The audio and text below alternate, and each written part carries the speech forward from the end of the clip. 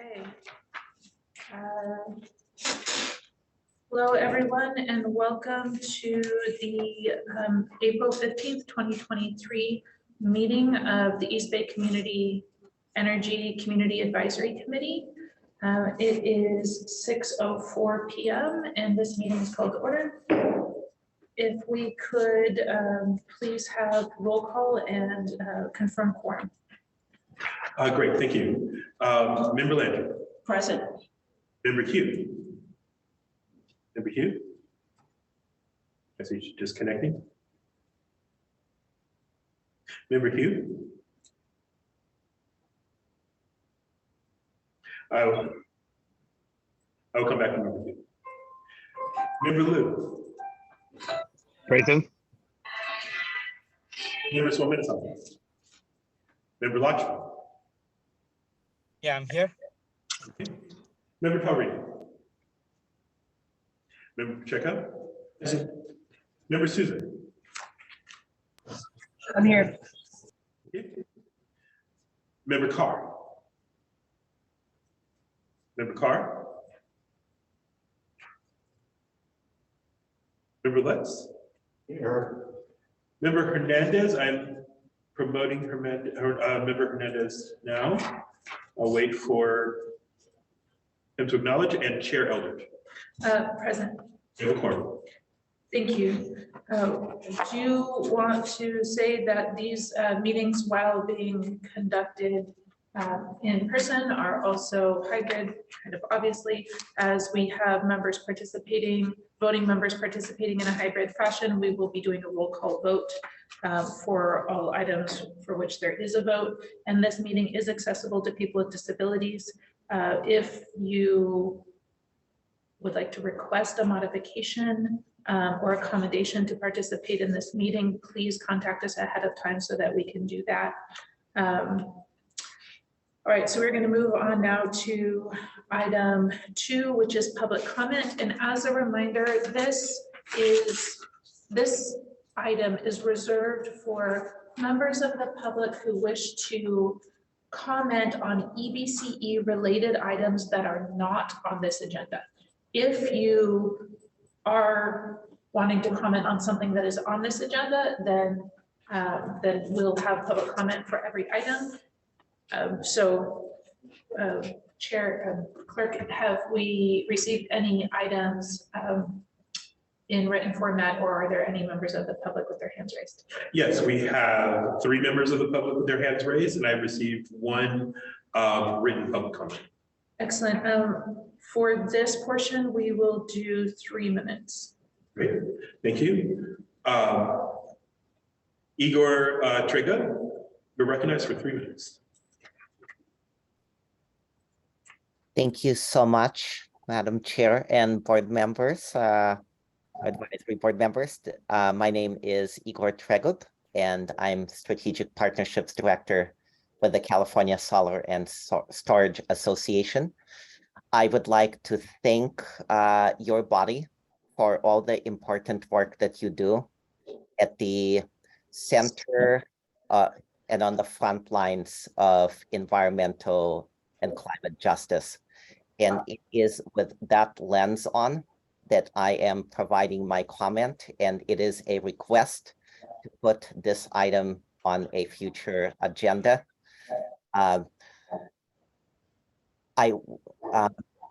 Really, on behalf of all of us that were working in coalition over the past few years to defeat a proposed tax on rooftop solar, which we ultimately did, and united on the principle that solar should be more affordable, not less, particularly for working class and middle class folks, there is one extension of this fight that is ongoing. We are urging you to call on the governor and the California Public Utilities Commission to strengthen, not weaken, the state's program to bring rooftop solar and storage to California's 16 million renters.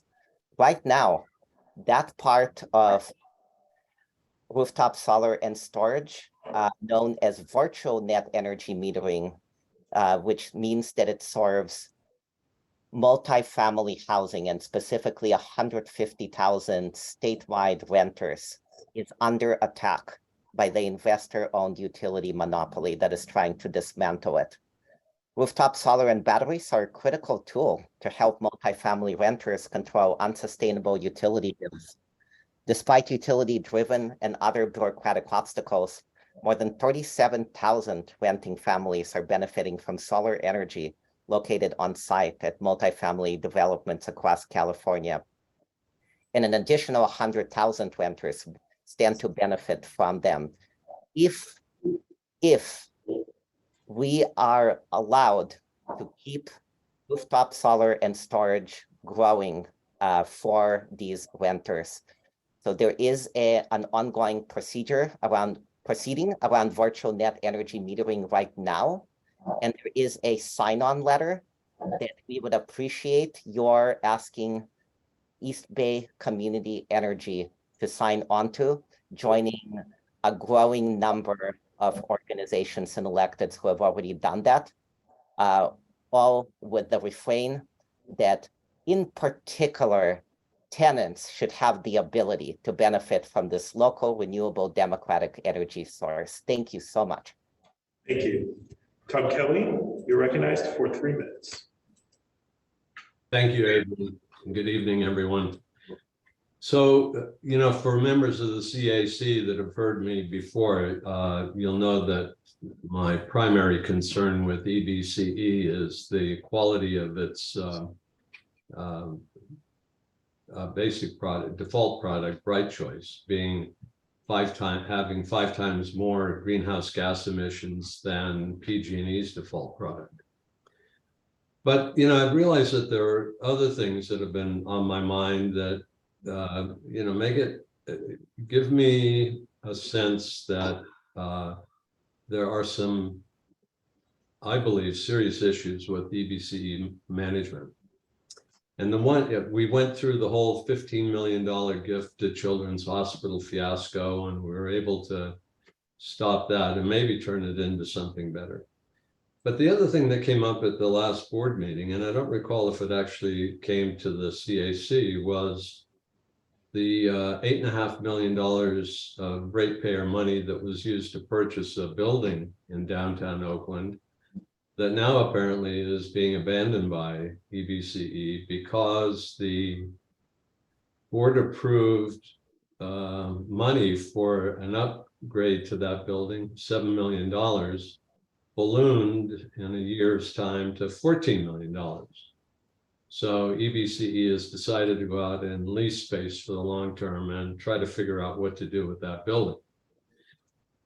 My question to the board back in April was, okay, we've spent $8.5 million on a building that may or may not be worth that today.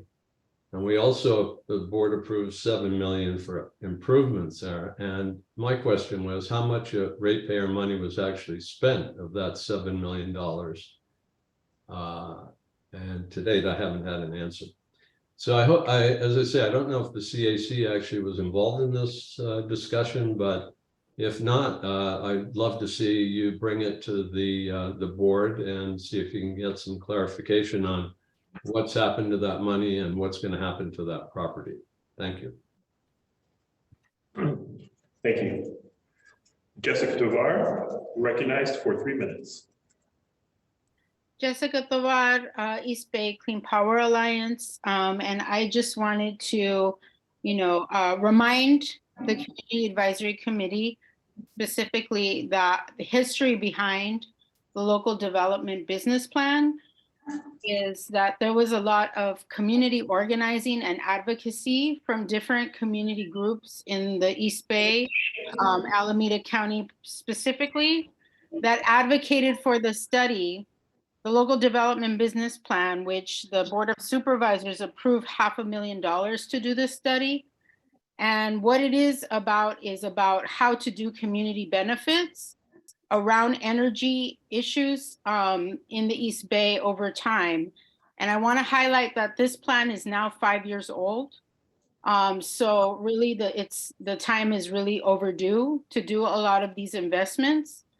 And within the plan is programs around demand response, energy efficiency, building electrification, transportation electrification, and so much more, including a community innovation grant program. And one thing I want to highlight is we have not seen any community innovation grants since the year 2019. In addition to that, there are so many other programs that need to be, done, but specifically with Equity First to reach the communities that have been shut out of the clean energy economy.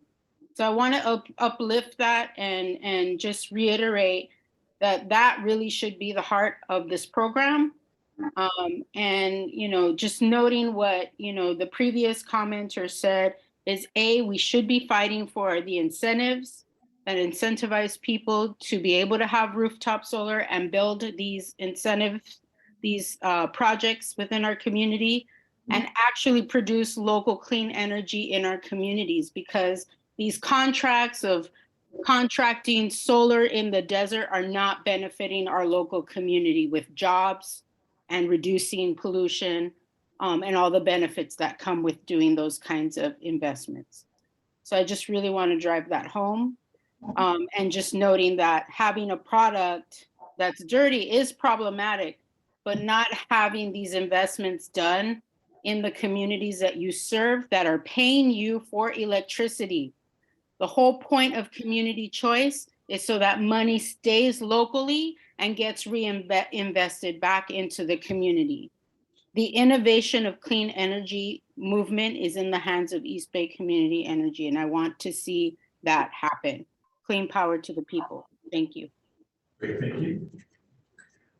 I'm setting the timer for 3 minutes to read the written public comment that we received from Richard Estevez, Chair of Quality Conservation Services. Richard Estevez writes, Dear Advisory Committee members, East Bay Community Energy is to be strongly commended for its medical baseline program, which offers $1,000 rebates for the designated $3,500 plus portable battery energy storage systems, BESS, BESS, to temporarily protect some of the medically important equipment of these fragile customers during power outages. This has been useful for many of EBCE's 10,000 plus medical baseline customers who are able and willing to pay the rest of the cost and whose needs are limited to the 3.0 kilowatt per hours offered.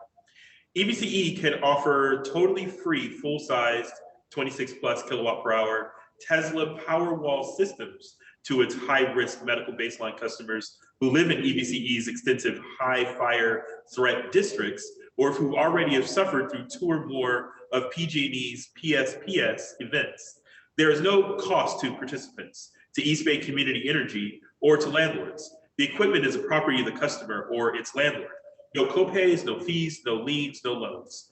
All costs are already covered in the current rebates available through PG&E SGIP Equity Resiliency Program. This offer does not cover the medical baseline outside of the fire zones, but it does cover the high-risk, low-income customers within the fire zone, both renters and owners. These include those with electrical wall pumps, those living in deed-restricted homes, and those with solar systems from low-income SASH, SASH, and DAC SASH programs. This offer is made by Quality Conservation Services, which has provided energy improvements to more Alameda and Contra Costa low-income families than any of PG&E's other contractors. We're working with Swell Energy, California's #2 SGIP provider of residential BESS installations. The need and the opportunity are much greater than any one group can handle.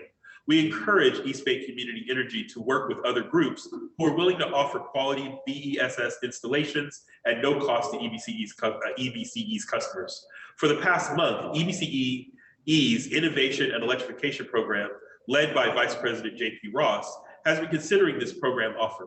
We are not looking for any action by the advisory board other than to express your opinions on whatever this type of effort makes sense to evaluate and pursue. Also, any suggestions you may have to improve the outlined free program would be appreciated. While the health and safety benefits to East Bay's most at-risk customers are obvious, the battery program offers many other benefits, not only to those customers, to all of the East Bay community. These include one, utility bill savings as participants replace high-cost on-peak energy with cheaper stored off-peak power. I have about a minute left. Would you prefer for me to continue reading? Yes, actually, I would. Great, thank you. Number two, reduced GHG emissions as on-peak fossil fueled energy is replaced by solar intensive off-peak power. Number three, improved system reliability as peak loads are reduced, reducing the threat of unfairly applied load adequacy penalties. And number four, helping meet EBCE's goals of increased reliance upon renewable energy, including its 24/7, 100% goal. Last week, PG&E reported that it still had $2.2 billion available in unreserved equity resilience rebates. However, rebates reserved years ago are constantly being released for non-use or project cancellation. As of May 1st, there was $19.8 billion with no report of completed work that has already exceeded the maximum 30 months allowed to hold a reservation. 18 months original and up to 6 months extension, each increasingly rare. In fact, the $280 billion available since 2020 in PG&E's ER program, only $115 billion has been actually spent. We project that there will be enough rebate dollars available this year to provide 800 plus free battery systems. We need to see how many of those will go to benefit East Bay Community Energy's families. Your advisory on this, best wishes, Richard M., STEMI's Chair, Quality Construction Conservation Services. Thank you. Look forward to rereading that. There's no further public comment. Excellent.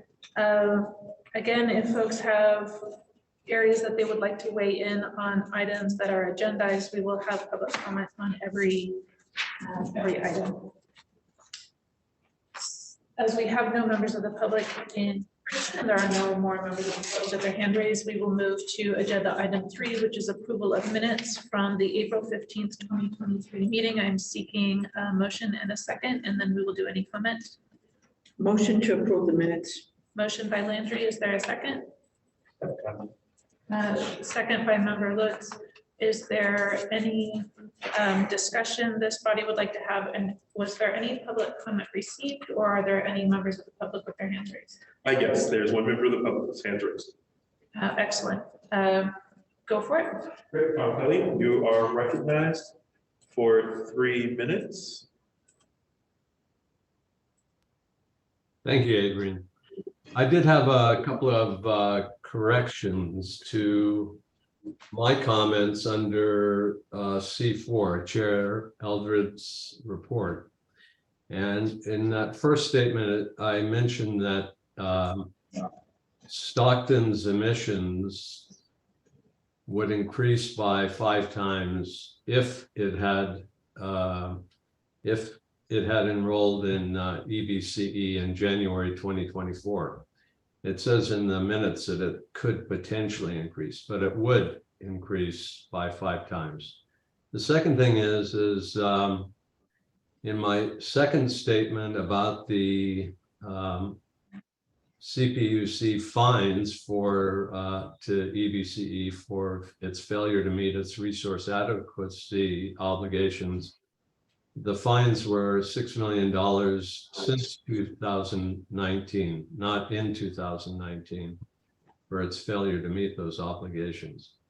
And I just point out here that the 2025 start date for Stockton is still dependent on EBCE's ability to meet its resource adequacy obligations. And I hope that topic will also be part of a future CAC meeting. Thank you. So if we could change the word reason to the word claimed, and potentially to change to would, and then replace in the first point, and then in the second point from Tom Kelly, if we could replace the word in with the word since. Then with those corrections, is there further discussion? We have one further hand raised for public. Go for it. Jessica Tovar, recognized for 3 minutes. Jessica Tovar, East Bay Clean Power, and I'm not sure if I'm out of order. I do have a question in regards to the chair report. Is this the correct time? Is the chair report from the meeting minutes last time or the chair report? Oh, no, from today's, sorry. No, that's coming up next. Okay, thank you. All right, so, Member Lutz? Bond's name was misspelled. All right, any other comments? Excellent. So with those modifications, if we could have a roll call vote, again, motion to support from Member Landry and second by Member Lutz. Great, thank you. Member Landry? Yes. Member Hugh? Abstain. Member Liu? Yes. Member Spelman? Member Lakshman? Yes. Member Taria? Member Pacheco? Abstain. Member Souza? Yes. Member Carr?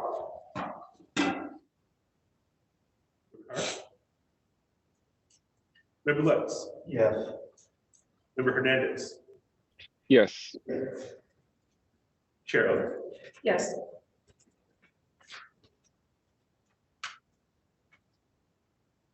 Minutes are approved. Excellent. So we are going to go now to the CAC chair report. I did try and put certain items that we're going to be discussing in the report. So as I'm going to want feedback from this body and a vote on a couple of them, or at least one of them.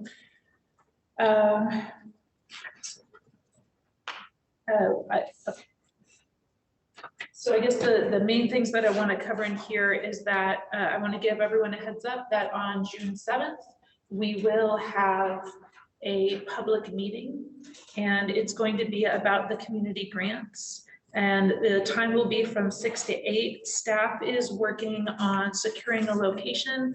We're attempting to find a place somewhere that is more centrally located, that is accessible in all the ways we would like a space to be accessible. And it is also going to be offered in a hybrid format. So finding a place with the appropriate technologies can also prove a challenge. We'll be sending out a save the date soon. And then once a location is secured, then we'll send that information out. But this meeting will be for individuals and organizations who are interested in the upcoming grants program. And we're really excited to see the thoughtfulness and intent with which staff are approaching this meeting. We hope that each and every member of the CAC and all of our member organizations and individual members of the public who participate in this will send this out widely through their networks. This is really one of those places that our small grassroots organizations can learn about some funding opportunities that have enough, it's a 3-year commitment. And all the things that we've talked about in the past, so I kind of don't want to go through all of that right now, but it's a chance for them to learn about something where they actually have the opportunity and the ongoing support to really do organizational development around these issues that are so core to us as an organization and our community.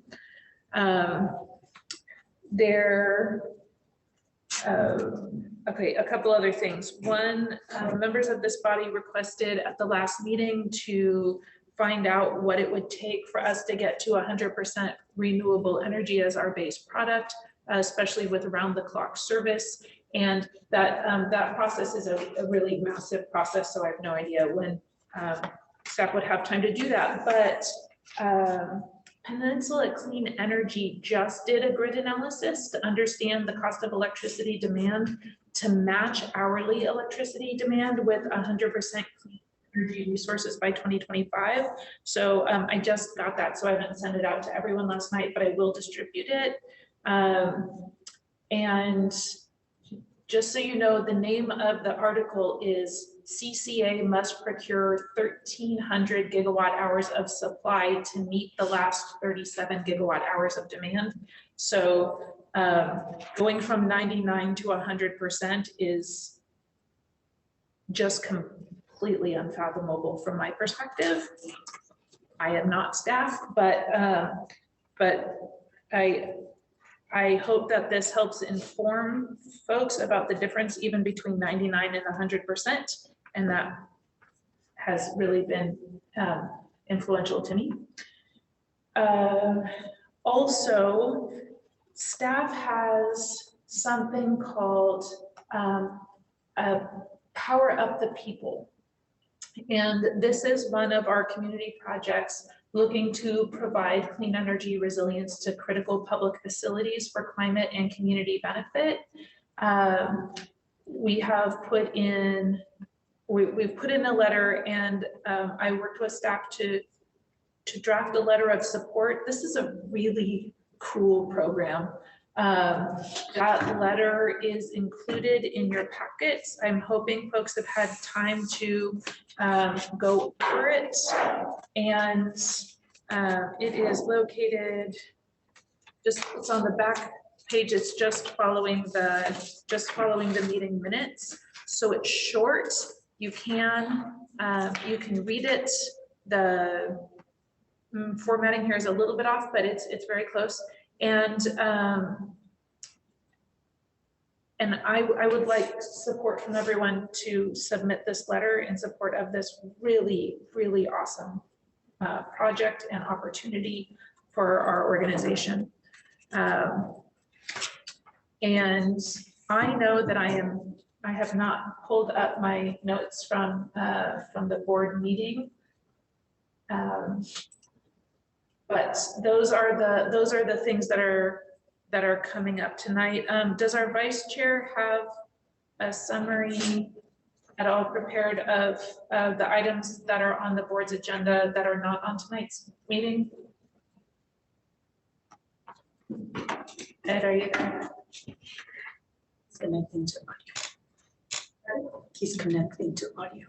Oh, he's connecting to audio, perfect. I will pull up my meeting minutes from last time.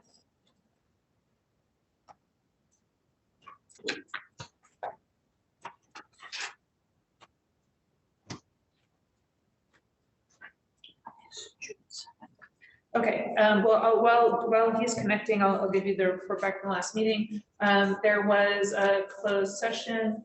There was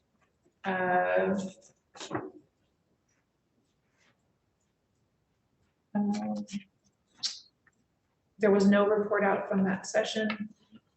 The apologies, I got very rough news just before this meeting goes, so I'm a little bit thrown off today, so I'm doing my best here. I'm going to be a tiny bit off. There was a EBC brand evolution and name exploration informational item. It absolutely followed the presentation that was brought to the CAC. There was some feedback from the board looking for examples of other CCAs that were changing.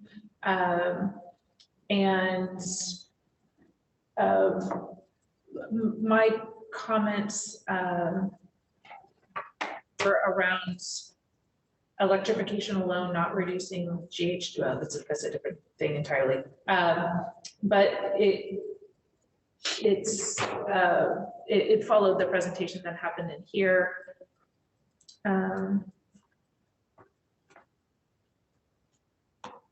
And there was no other major thing that happened in there. So if you want to do it, it's posted just like it's supposed to be. Ed, do you have a summary of the items that we're not hearing tonight? Good evening, Chair. I think if you could hear me, I want to make sure you can do a quick mic check. Yes. Can you hear me okay? Sure. Perfect. Yeah, I did review some of the items that are not on the agenda this evening that are a part of the CAC report. Give me 1 second to look at those. There are a few items that are in that space. there are contracts being entered, of course, that we will not be discussing here, but there are just contracts that are on the main agenda item, but things that are being discussed at the board regarding this Wednesday's agenda, PG&E long-term market offer award contract approval. In that first item, consent item number 8 speaks about East Bay Community Energy with PG&E ensuring that the PCIA or the 2023 credits are aligned for 20-year agreement. They're making sure what we are owed, we're able to collect and use towards our procurement and information there. So the PCIA RPS long-term market offer doesn't have any details specifically to the agreement, but it's just regarding the amounts that are being delivered and costs. So about $100 million over 20 years is what's going to be in that portfolio that we owe. So I don't know if somebody else in the room wants to speak to it more about that consent item. Okay, so again, these are items that we are not hearing tonight. So if any Correct.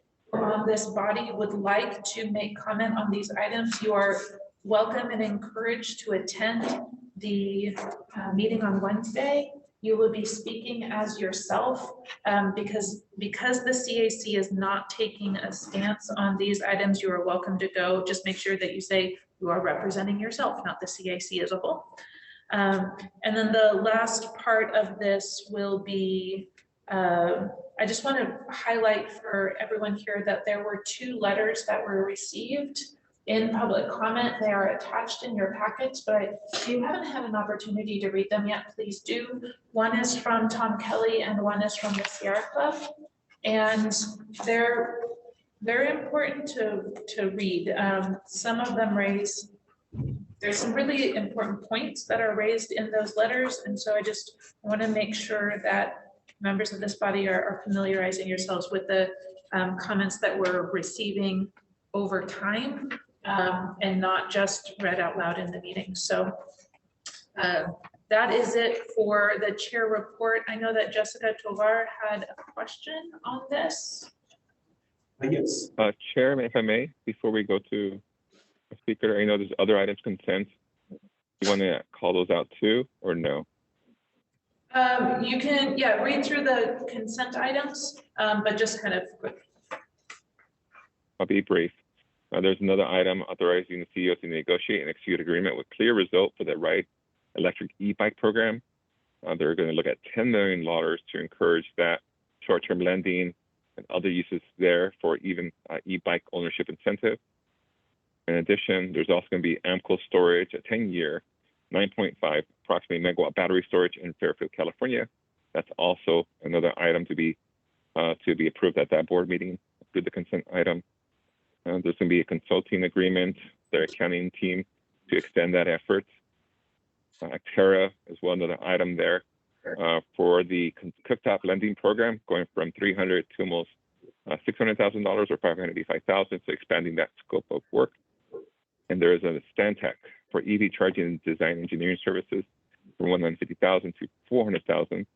And the CEO will have his report, I believe, with a new staff member, a director of origination, that goes from there. And then we'll be talking through more things there. There are also the budget for this evening and things being discussed. And so we're covering some items there. I think that's mostly what we have. Everything else seems like we're covering here this evening. Thank you, Chair. Thank you. Thanks, Ed. All right, so if we could take public comment and then we'll go to any questions from the CAC. Absolutely. Yeah, starting with Jessica. Great, thank you. Jessica Tovar, we're going to ask for 3 minutes. Yeah, I'm just curious about this letter and this program called Power Up the People. This sounds like something that my organization would be very interested in, and I just want to know if, when and if we're going to get more specifics about it. And then the other thing is, we have organizations specifically who are ready to put microgrids or willing to put microgrids on specified trusted locations in the community, like community centers, schools, and potentially multifamily housing. There is also there could be more churches. And I just wanted to uplift that because that is something that we've been advocating for solidly for the last 2 years. And just to remind folks, a lot of the need was really highlighted back in 2020 when there was fires and there was so much smoke in the atmosphere that the sun was blocked. We're also experiencing a heat wave and power outages at the same time in the middle of a pandemic shutdown. And that was a terrifying moment, but a wake-up call for a lot of people about how we really need energy resilience and the energy resilience that will keep the power on during a time where it's very hot or the air is very, really bad for our health, and we need to run air filters and shelter in place in our homes. So I really want to drive home the need is overdue again, and just highlight that we need to have more engagement with East Bay Community Energy around this specifically, and to ensure that these programs are successful. I can't stress enough that I am seeing some programs that sound great but are not successful. And then we wonder, well, where did all that money that's been allocated for these programs go? And for this particular program, I want to see it be successful. We are willing to work with the agency to make sure that it is and reach the communities that need the energy resilience with microgrids. Clean power to the people. Thank you. Thank you, Jessica. And I will definitely acknowledge that the title of this seems to be a head nod to the thing you sign off with every single time. So is JP actually on this call? JP is, yes. Hey, hi JP. Hello. Do you want to can you answer that? This is a really cool program. I'm very excited about it. And is there opportunities for our community members to get involved? And is this posted anywhere? Can they? Yes, so not yet. The letter of support that we are requesting is to the Department of Energy. This is a application that EBCE is making to the Department of Energy under their Grid Resilience Innovation Program, GRIP. And we are going after $35 million in federal funding to pretty dramatically scale and accelerate our resilience work that we're successfully delivering on, to our first 4 cities through the power purchase agreement that we've gotten authorization to sign and deploy, over 3 megawatts of solar and about 6 megawatt hours of batteries. We have other cities lined up to do this. And our goal with the federal funding would be to expand this to other agencies across the county and dramatically scale this operation that we have, proven can be successful, where EBCE is providing this procurement role to our communities. So that's what the request is, that the CAC would support that. There's a significant amount of kind of community engagement involved as well with the application to the Department of Energy. And so that's what we're excited to request your support for this evening. Awesome. Thank you, JP. I saw a question from It was on community grants workshop. Okay, great. We'll come back to that one. So since we're on this topic, I would be looking for support for submission of this letter. And if folks have more questions on this, this is a good time to discuss it. It's right. You just, go for it, Member Landry. Yes, I would like to make a motion to support this letter. Thank you. Is there a second? I'll second. All right, motion by Member Landry, second by Member Pacheco. Is there further discussion on this item? Question for JP. Is this also municipal facilities, or is it going to be schools? Is it going to be public facilities that Jessica was talking about? I mean, what sort of facilities are you aiming for?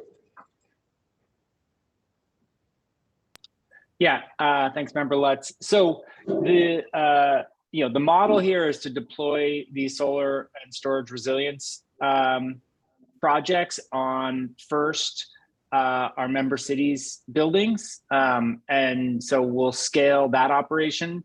We also are looking and have been identifying other agencies like schools, school districts, and public agencies where these projects can be deployed and add value to the community. We're looking for the types of government entities that have a similar credit risk to our municipal member agencies, because we're in the middle of this. We are basically the counterparty to the off-taker, to the city, to the school district. So for us, it's important that we know that ownership is going to be there for the long term. So we're open to other types of support outside of our member city facilities. And so we want to scale and expand this. But yeah, that's the intent here. Jacob? So thanks, JP. I mean, from doing a 30-second look at the GRIP program on my computer, having no information, but trusting you and looking at this, but it doesn't say about matching grants. Do we have any kind of total guesstimate about like what the agency is going to match, or do you have, and it doesn't sound like you have the grant? Yeah. Okay. Right. So the matching funding from this is coming from the private sector capital that's deploying the infrastructure. So we partner with private developer and asset owner who can bring tax equity so they can monetize the tax credits and do the things that are pretty standard in this space. So the matching funding is actually coming from that developer. In the past, we went out to a public competitive solicitation. We brought in Gridscape as the developer and SunWealth as the asset owner, as an example of how we've done this in the past. And yeah, there are matching requirements, and that's how we've kind of talked with the DOE about this, and they have said that satisfies their matching requirements. So this doesn't have we don't have to match that. We've brought that matching funding from another provider. Thank you. Follow-up question? Yep. So thank you. That's even better when none of the monies or little of the monies are coming out of the agency. Are you allowed to say who the private partners are at this time?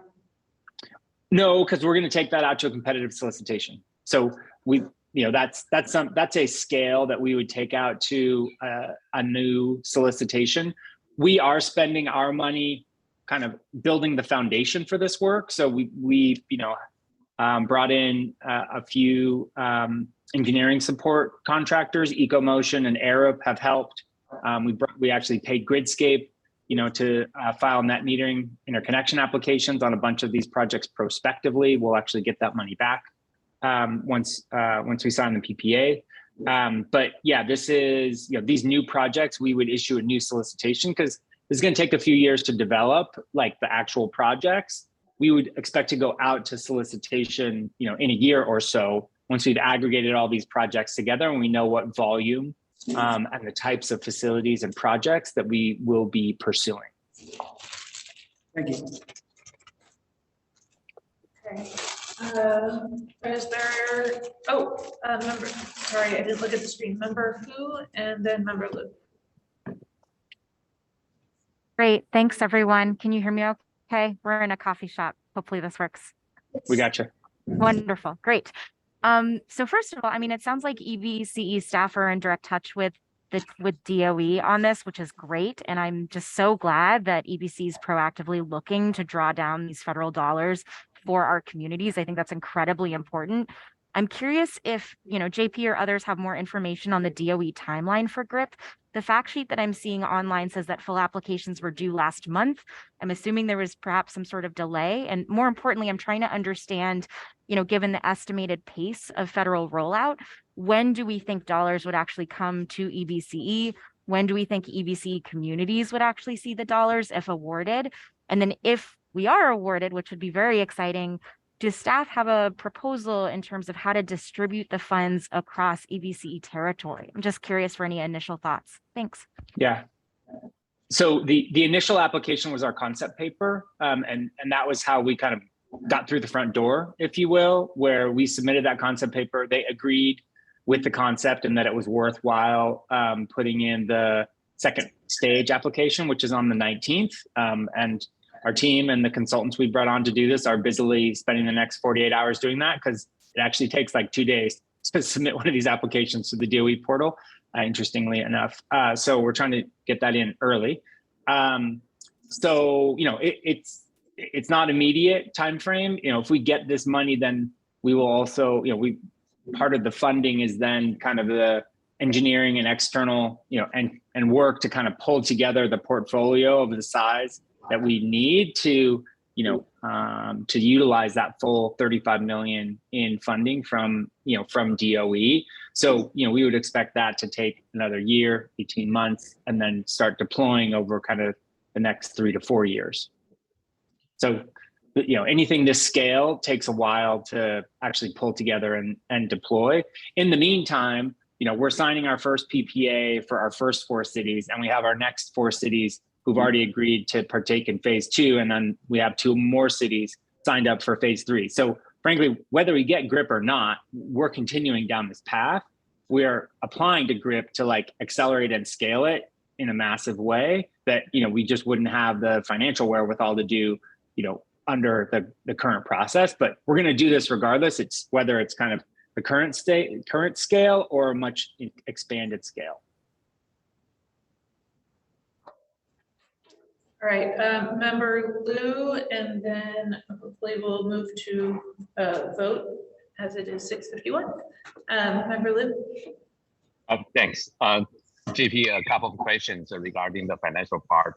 How much money are we applying for from the government, and also how much money we are expecting to get the matching fund if we are awarded? Yeah, so the request is for $35 million is the DOE request.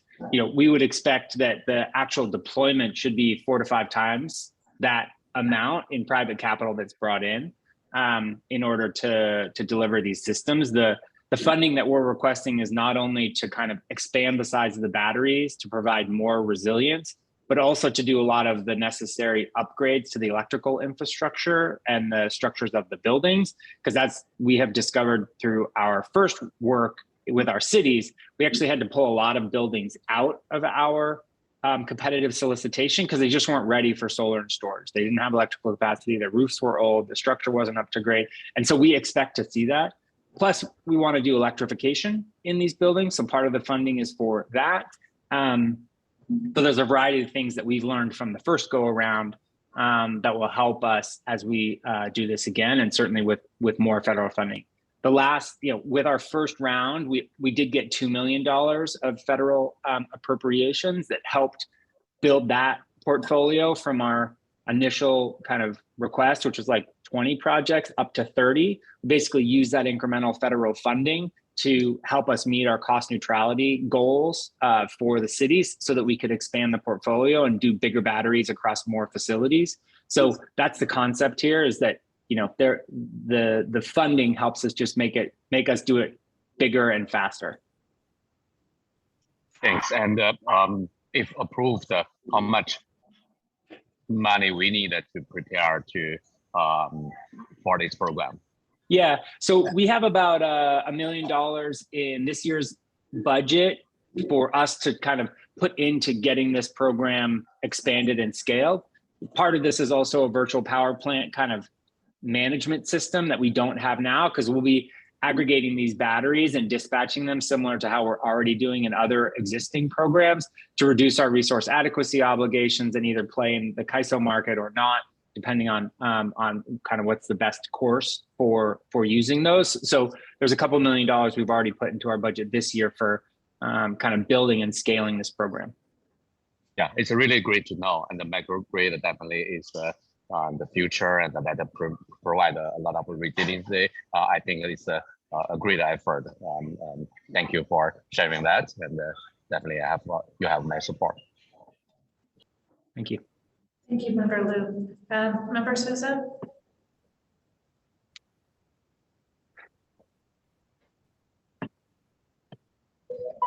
I guess right, but pardon me. So who would own the batteries at that point once they're installed? Is there some sort of ownership agreement? Or the facility own it? How does that work? Yeah, so the model we've been using is a power purchase agreement. So a third party kind of infrastructure development asset owner brings the capital in and owns the assets and then sells the output, sells the services to us. We actually are the counterparty to the asset owner. And then we have a PPA that kind of mirrors that and sells it on to the city or the counterparty who gets the actual electricity and resilience service. That, you know, we in the past have not been able to monetize kind of the tax credits and the federal tax credits that have been available. That has changed. So one thing we're evaluating going forward is, do we want to get into that game? Because we can actually take those assets, take those tax credits now as a cash grant. It's one thing we're evaluating, but right now the deployment model would be bringing a third party entity to own those assets and sell those services and monetize those tax credits. Right, and thank you, JP. That was awesome. The program is incredible, in my opinion. So we do have a motion and a second, and in recognition of the timeliness, I would like to call a roll call vote, and then we'll go to your questions. Great, thank you. Member Landry. Yes. Member Hugh. Yes. Member Liu. Yes. Member Lockwood. Yes. Member Talbot. Member Pacheco. Yes. Member Susan. Member Susan. Yes, sorry. Member Carr. Member Lutz. Yes. Member Hernandez. Yes. Chair Owen. Yes. Motion is approved. Excellent. So you had a question about the public event, and just so you know that as soon as we get information, we'll be sending this out to everyone. I just wanted to highlight it since it will be happening before our next meeting.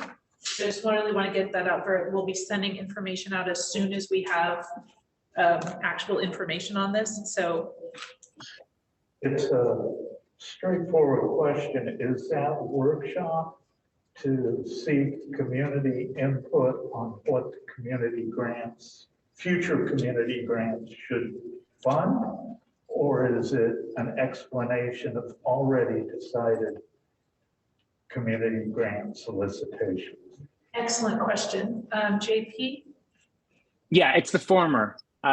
It's to solicit feedback from the community on where we should be allocating the $4.2 million of community grant funds that have been allocated. We've worked internally with staff and have some proposed ideas for a couple of the grants, but it's pretty wide open. And so we wanted to get community feedback on different areas and opportunities for outcomes that, that the community would like to prioritize. Thank you. And again, a real thank you to staff for hearing the request over time and calling in the community early as this is being developed. So do we have any public comment on this item, or are there any members of the public with their hands raised? There are no members of the public with their hands raised. Excellent. So seeing no further comment, we will move to the next item. I do want to just point out that it is 6:58. We have 3 fairly hefty items to go through. So please be expeditious, and we'll be shortening the public comment time as well. Great. So the next item is item 5, which is the draft fiscal year 2023-24 budget. And this presentation will be led by, I should know this. Nick and Jason. With pardon? Nick and Oh, with Nick and Jason. So thank you so much for being here.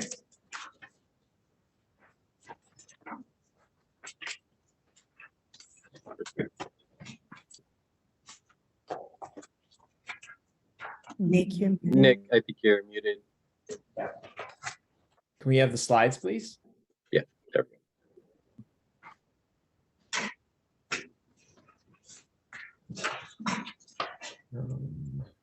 Okay. Okay, so this is our budget for this coming operating year. Kind of the macro factors to share are we continue to experience a rising energy cost environment.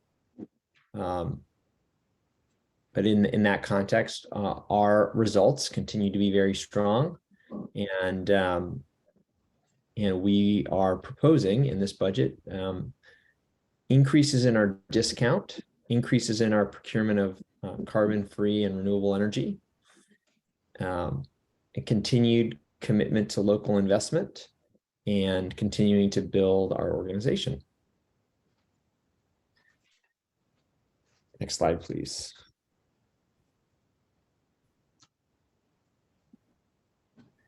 Okay, so with that in mind, for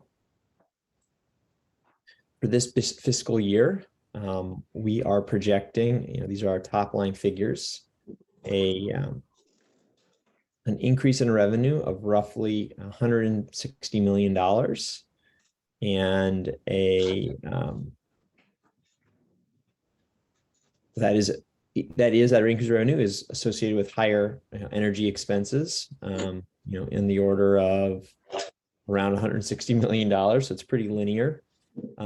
And we are projecting a net increase in our position. Really, this is our net operating income of $177 million, above and beyond all of our expenses. Next slide, please. In terms of our base cases, or sort of the underlying sort of base case proposals,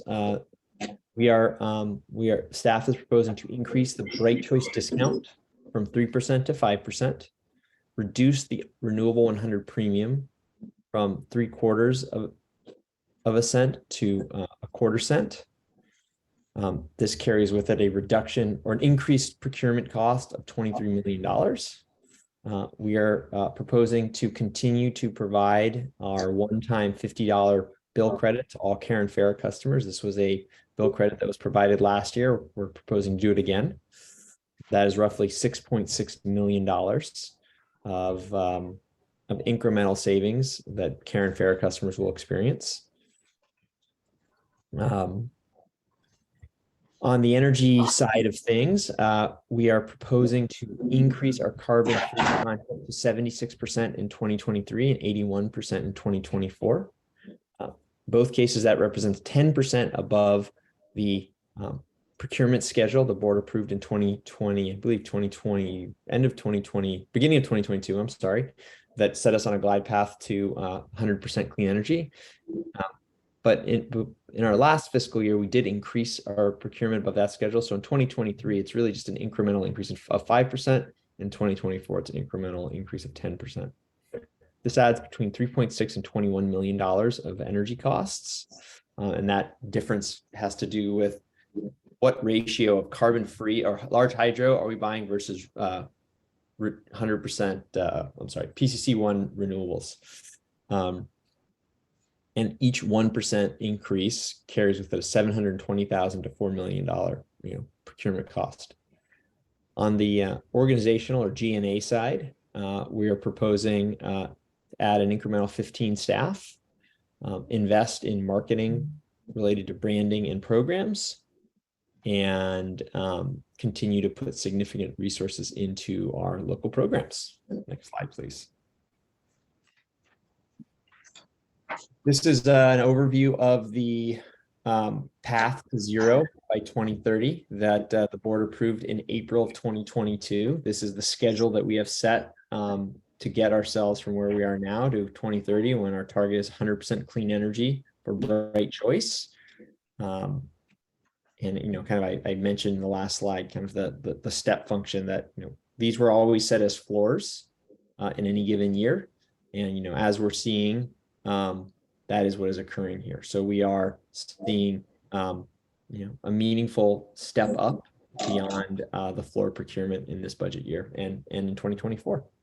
Next slide, please. Great. when we think about procurement, we're not proposing to procure only large hydro or only renewables.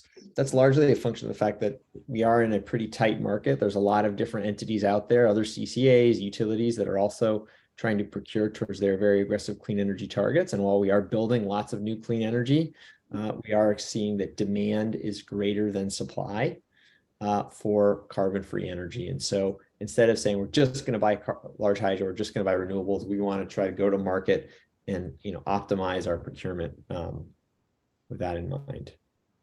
Next slide, please.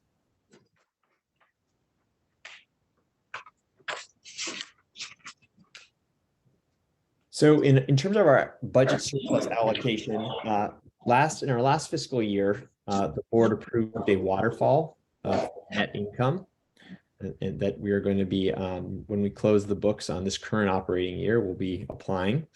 And we are proposing to apply the same operating waterfall that was applied last year to this year. So first and foremost, it's a contribution to working capital needs to ensure that we have the cash to operate in this highly volatile energy market. The second is an allocation to our reserves. As noted earlier, we actually are getting pretty close to hitting our reserve targets. At that point, when we have achieved our reserve targets, this waterfall would change. If we continue to experience significant net income, those are dollars that would be could be invested in significantly more discounts, more local clean energy investment, or more carbon-free / renewables in our product content. And then the last step is, like we did this current fiscal year, it's a 50-50 split between incrementally entering into more long-term clean energy contracts and a one-time customer bill credit. Next slide, please. So this is a slide that illustrates what the total expected customer savings under this proposed budget would look like.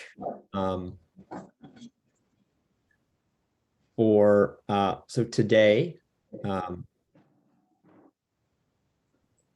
a Bright Choice customer, over the course of a year, the average residential customer will save $20 relative to PG&E, and the current Renewable 100 customers pays $34 more a year than they would PG&E. Each 1% is equal to $6. So if you go from 3 to 4%, you increase savings by $6, or you reduce cost for Renewable 100 by $10. So under our proposal, what we're suggesting is a total bill savings for Bright Choice customers of $33.51, and a total annual premium for Renewable 100 customers of $12.24. When we take the fact that we are projecting a $9 bill credit, the total expected savings for Bright Choice customers over the year is $42, and the total premium of PG&E for Renewable 100 customers is $3 for the year. I think one thing that we don't specifically highlight here, but is important to say, is for our care customers, because they're getting a $50 one-time bill credit, they're effectively experiencing more like a 13 to 14% discount relative to PG&E, whereas non-care customers are going to be experiencing 5% discount to PG&E, and that's of course for Bright Choice customers. And in total, for this coming fiscal year, we expect for customers on Bright Choice, almost a $37 million total bill savings for all customers. Next slide, please. So we've touched on this one already. It's a bit of a redundant slide, but it does you do see sort of how revenues go up and down over the course of the year. The fall and the spring tend to be lower revenue months, with the summer and the winter being higher revenue months. That's sort of a function of PG&E's rate design. Next slide, please. Next slide, we're just going to jump right into the details here. So for our energy expenses, we are increasing our carbon-free content, adds a cost of up to $21 million. And we are seeing in our projections continued elevated energy prices this past year, as you'll see in the orange line, with this really big spike. In December of 2022, we saw really a record increase in electricity prices driven by a really as yet fully understood spike in natural gas prices that was experienced across California. As you can see, it was resulted in a very significant increase in cost. And so that has trickled into overall higher costs or expected higher costs for energy this coming year. That is the gray bar, which is above the yellow bar. Next slide, please. Oh, I think go back. I'm sorry. One other point, and we talk about up to $21 million in costs. We are seeing in 2023 and 2024 historically high costs for renewable energy. Typically, renewable energy carries a $12 to $22 premium above non-renewable energy. We're seeing that more than 2x. So renewable energy, short-term renewable energy purchases are costing $40 to $50 more than non-renewable energy in the short run. That is not fully trickled in the long run. I think it's just a function of really a lot of near-term demand. Next slide, please. So overhead expenses, we are projecting a meaningful increase in our marketing spend. A significant portion of that is related to programs expenditures. We are really for the first time moving much more into the customer-facing programs that require customer acquisition. In the past, our programs, while they might be customer-facing, are not necessarily requiring us to go and acquire customers, that requires a different kind of marketing, more marketing spend. An example being our electric bike program that you're going to be hearing about a little bit later. It's a program where we're going to be providing incentives of $10 million over 3 years. We need to market that program to consumers to create awareness so that customers know the program exists and can actually participate. So those are the kinds of things that are driving a big chunk of our marketing spend, in addition to efforts related to our renaming and rebranding that requires particularly quite a bit of expense related to updates to our website. We do see a somewhat meaningful increase in our legal, policy, and regulatory, which is particularly our legal expense that relates to just significantly more sort of flow of legal work. And we are seeing an increase in our staffing. We're proposing to add 15 staff, so that's the driver of higher personnel costs. Next slide, please.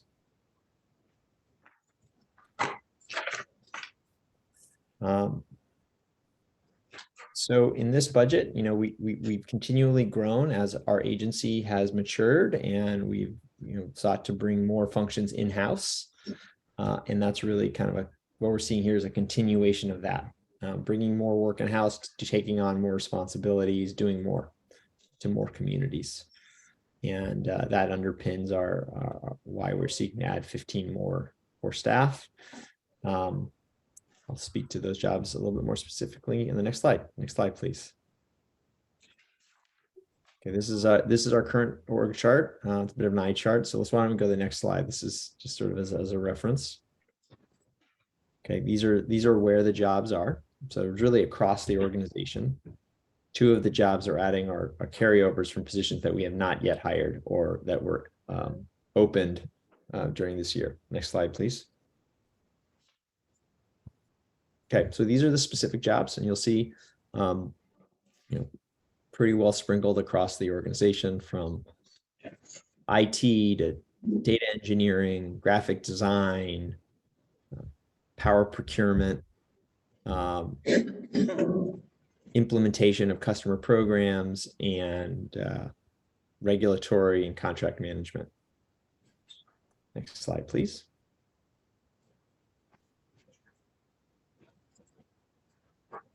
As I mentioned, the big driver here relates to more customer-facing programs and the marketing-related work and rebranding work. A big chunk being website development. Next slide, please. On the regulatory affairs front and legal front, I mentioned, somewhat meaningful increase in our expected legal expense. Some of this has to do with pending litigation, which I'm unfortunately not able to provide any more details around. We are also in the midst of a request for offers for new utility scale projects, which is going to require significant legal effort to negotiate those contracts. We, on the legislative consultants or the advocacy, the big driver of the difference here is we have retained a Washington, D.C. based consulting firm to help us specifically focused on things like the GRIP application.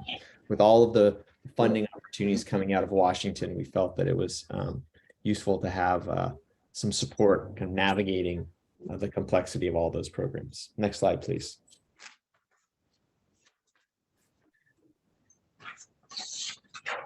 Operations expense, really, we are seeing a, kind of a meaningful increase in our operations expense. It's really just a function of sort of continued growth of our staff. We added almost 20 staff this last year.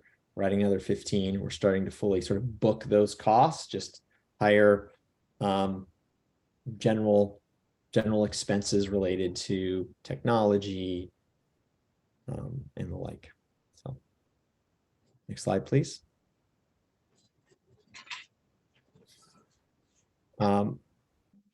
This is also, an area where we're seeing, generally not a significant change year over year.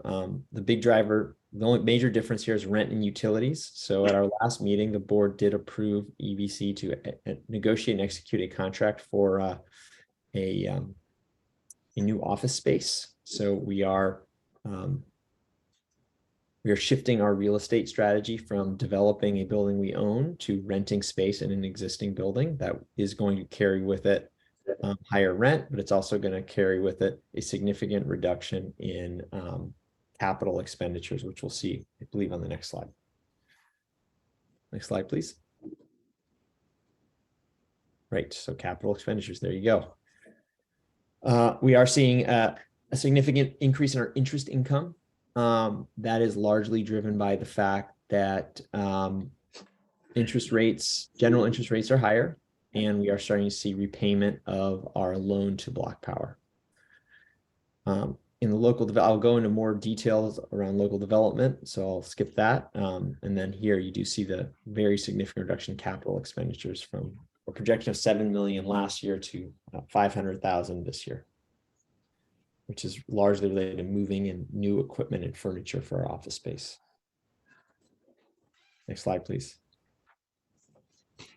Okay, on the local development front, we're proposing a funding level 22.5 million that is equal to the funding level from last year. So no change in the funding levels. And we are allocating across our 4 areas of emphasis: transportation electrification, building electrification, energy efficiency, and community resilience VPPs. Heard quite a bit about the community resilience program from JP though, but we'll speak to it a little bit more here. Next slide, please. So transportation electrification, it is our largest area of investment and funding, largely because transportation is the largest source of greenhouse gas emissions and particulate matter pollution in the East Bay. Next slide, please. So we have a number of areas of focus. So these are 3 of these 4 are programs that are already in flow. And 1 is a new program that we have yet to launch. So the 1 is our publicly available fast charging hubs. This is a program that we launched last year and that the board voted to approve.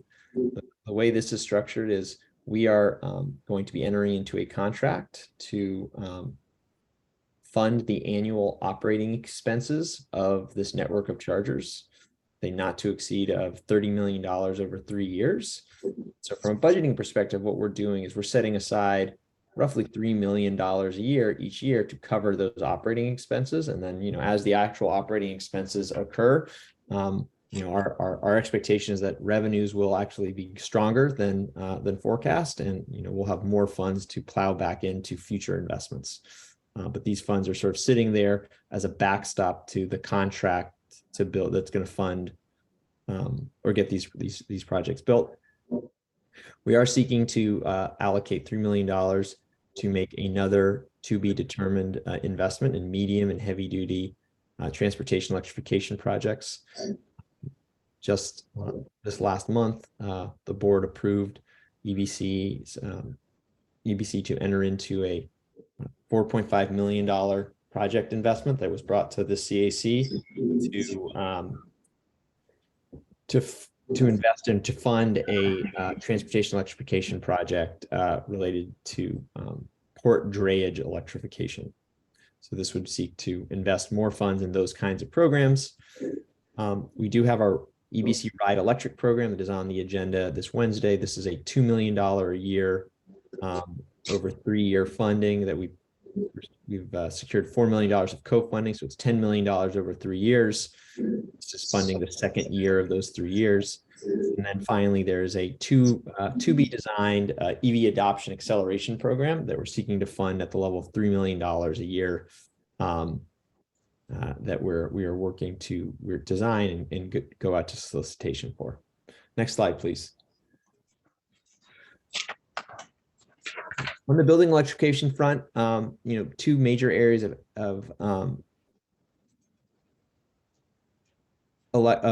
focus are building electrification installation and workforce training.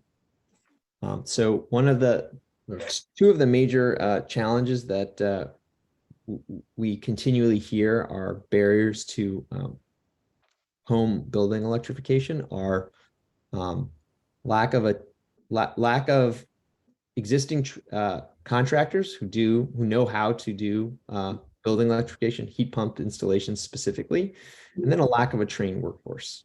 And so we're setting aside $3.5 million to invest in these initiatives. Next slide, please. Additionally, we are proposing to invest $5 million a year for the next 3 years in a program we're calling Healthy Communities, which would seek to replace natural gas stoves with induction ranges in 1,000 to 2,000 homes where a child is suffering with a pulmonary disease like asthma, with a focus on low income and disadvantaged communities. EBC funds will be used to deliver and install the induction cooktops, and we're seeking to partner with a healthcare research and healthcare institution to support referrals, with the idea that we would take referrals from, say, Kaiser or Alameda Health or Oakland Children's. They would refer us a patient that they have that has a pulmonary disease where they have natural gas. We would then take that referral, we would go into the home and do the induction retrofit. EBC has secured initial grant funding of $250,000 from a foundation. And we're currently work to fund some of the research and setup from the nonprofit partners. And we're working to solidify who our channel partners will be to refer program participants to us. We are also working to hire the staff that will be managing this program. So we've been somewhat waiting to bring the staff online for EBC before we really go into the design phase, so that the staff that are going to be working to implement are involved in designing of the program, the specific. Next slide, please. So JP spoke quite a bit to this. We are seeking $2 million for community resilience in VPPs, though the vast majority, these funds are not actually going to fund the capital associated with these resilience hubs. Rather, they're funding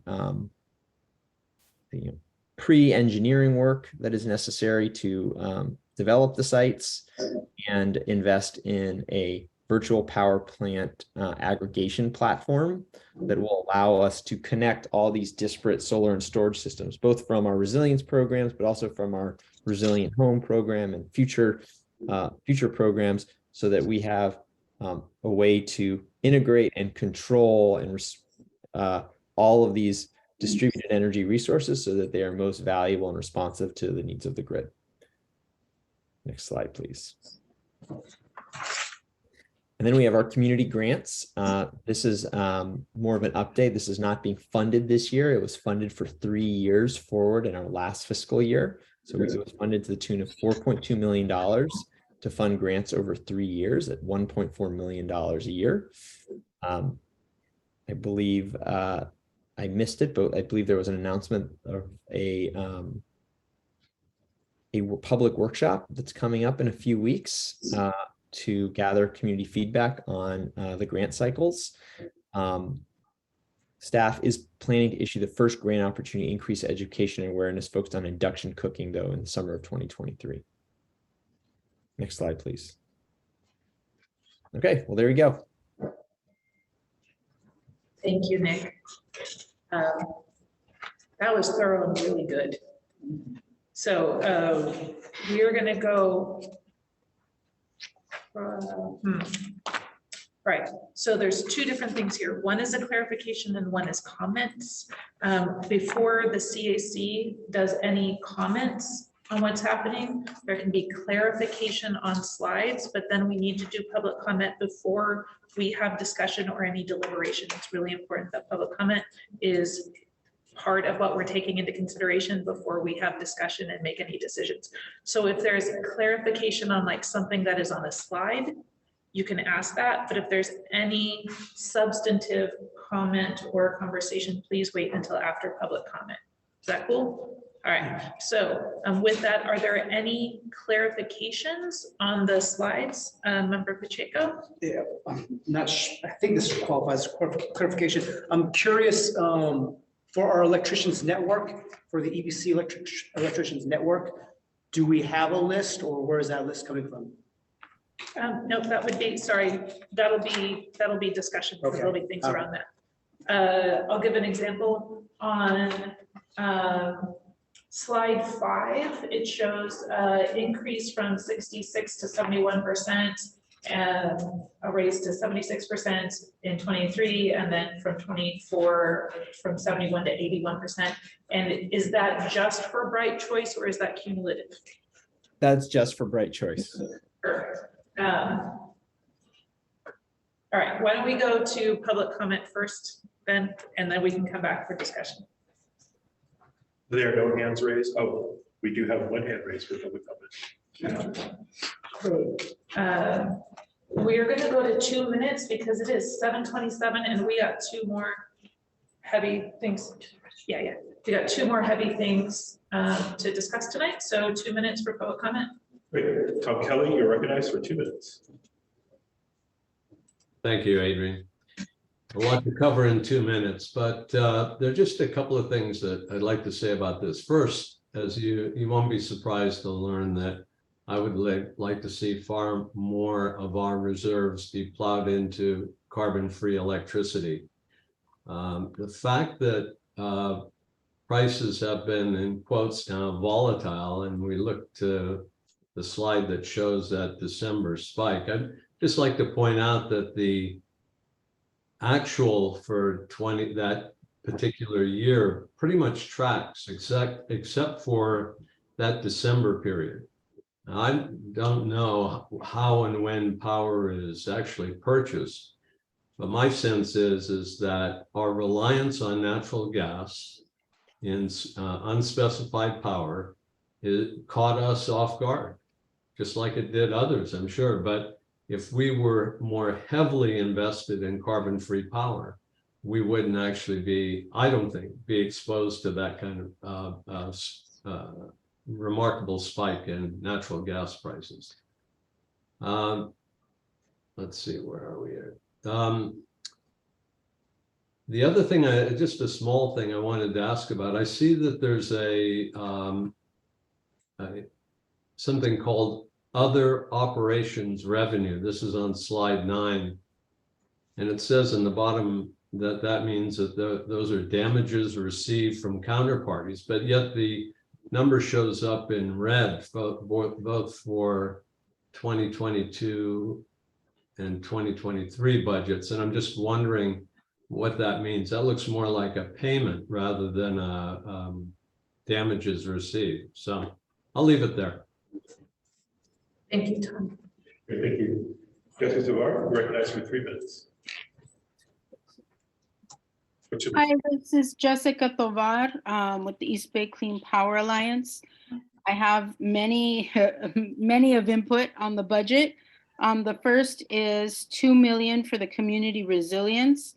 Well, first of all, I know that more money can go towards community resilience, but what I'm seeing here is this is for your existing program that is geared towards municipal needs and not community efforts. And so I want to highlight that because that is problematic. The second part is I do think that the item around the cooktops with that $15 million should be its own item. We had some transparency issues with this project last year, and I do think that the community is entitled to hear the details of that program and be able to weigh in meaningfully. And as far as the community innovation grants, that grant funding should be replenished every year and offered every year. And I just want to highlight that that money was allocated to distract from the fact that $15 million was being earmarked to be given to a hospital. And so I don't think that, that the money should be coming to the community in that way, but it should be coming regularly.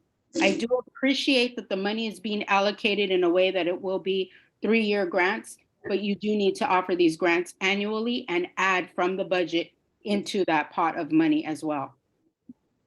Clean power to the people. Thank you. We have one more speaker. Jessica? Elsa Wefis Potter, you recognized for 2 minutes, excuse me.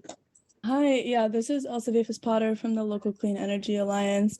My question concerns both the Community Resilience Hubs funding, echoing what Jessica said previously, where currently it looks as though funds are allocated merely for what are deemed as municipal critical facilities, which we know are not actually most of the time the facilities that the community actually feels comfortable going to, where the resilience needs of the communities will be met.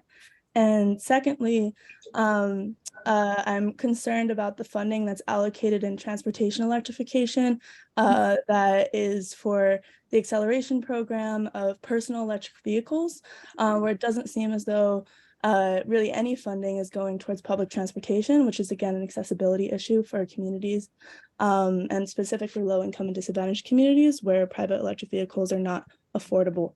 So I'm wondering if there would be any kind of adjustment on both of those fronts, which are really concerns prioritizing equity. Thank you. Thank you. There's no further public comment. Thank you. If those speakers want to email the clerk of the board or myself more details on that, on all of those, I would be really interested in hearing them. Or you can email me directly. Okay, so if seeing no further public comment, I'll go to comments and questions from members of the CAC. Do any of our remote participants, would they like to ask questions first?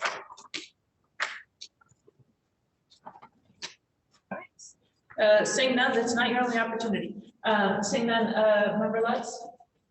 Yeah, on building electrification and healthy communities, it seemed like the descriptions did not include any building upgrades beyond just electrification. And that seems sort of short-sighted. if the building is in a place that's suffering pollution and you don't tighten it up and put in air filters, you can clean up the stove, but if the outdoor air is dirty and it's coming in, you may not get as much benefit as you hope for. And the same with heat pumps. If the building is not insulated, you have to put in more electrification than you would if you insulate the building. Those are examples that it's much better to treat the whole building rather than just specifically adding more electricity. So that was a comment, question, I don't know. Would you like me to respond or just leave it at that as a comment? Well, yeah, I'd like a response, I guess. Okay, so we have over the last year, and we have funding to carry over into this year. We have been implementing a whole home retrofit program with Block Power. The challenge we've observed is whole home retrofits are extremely difficult to implement. We continue to see very, very low levels of uptake in a program that we have funded to, very significantly. And, I think this is just a function of whole home retrofits are very expensive, even if you do fund them to the level of $10,000 per household, which is the incentive we're offering for our low income customers, plus low interest loans.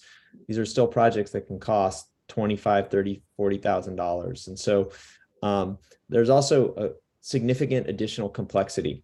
When you do a whole home retrofit, every home in the Bay Area in particular, it's not like Oakland, San Leandro, Hayward as examples. These are not cities where homes are all identical. It's not like these are all subdivisions with identical routing of your ducting, for instance.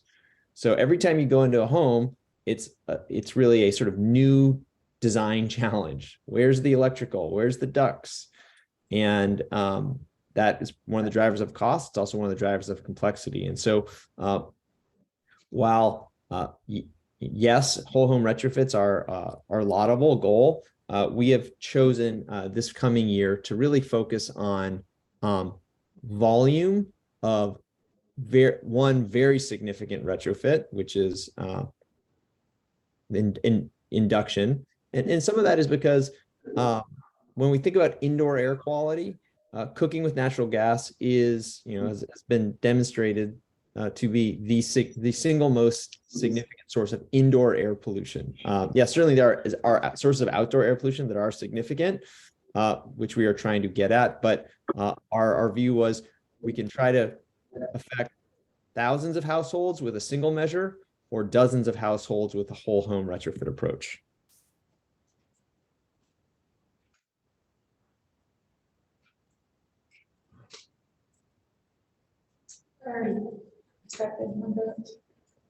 Well, I understand the logic. I mean, sooner or later, we got to do the whole building upgrade.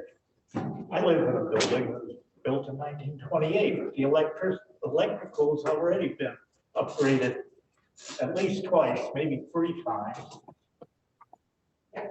So, yeah, I understand, but I don't like it.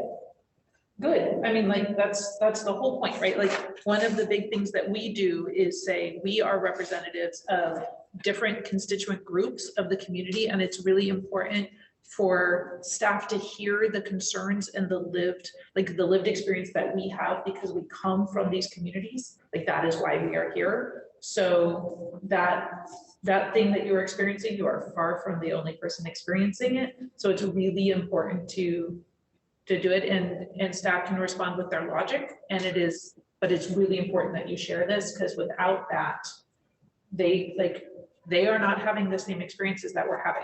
So please share that. Member Hernandez.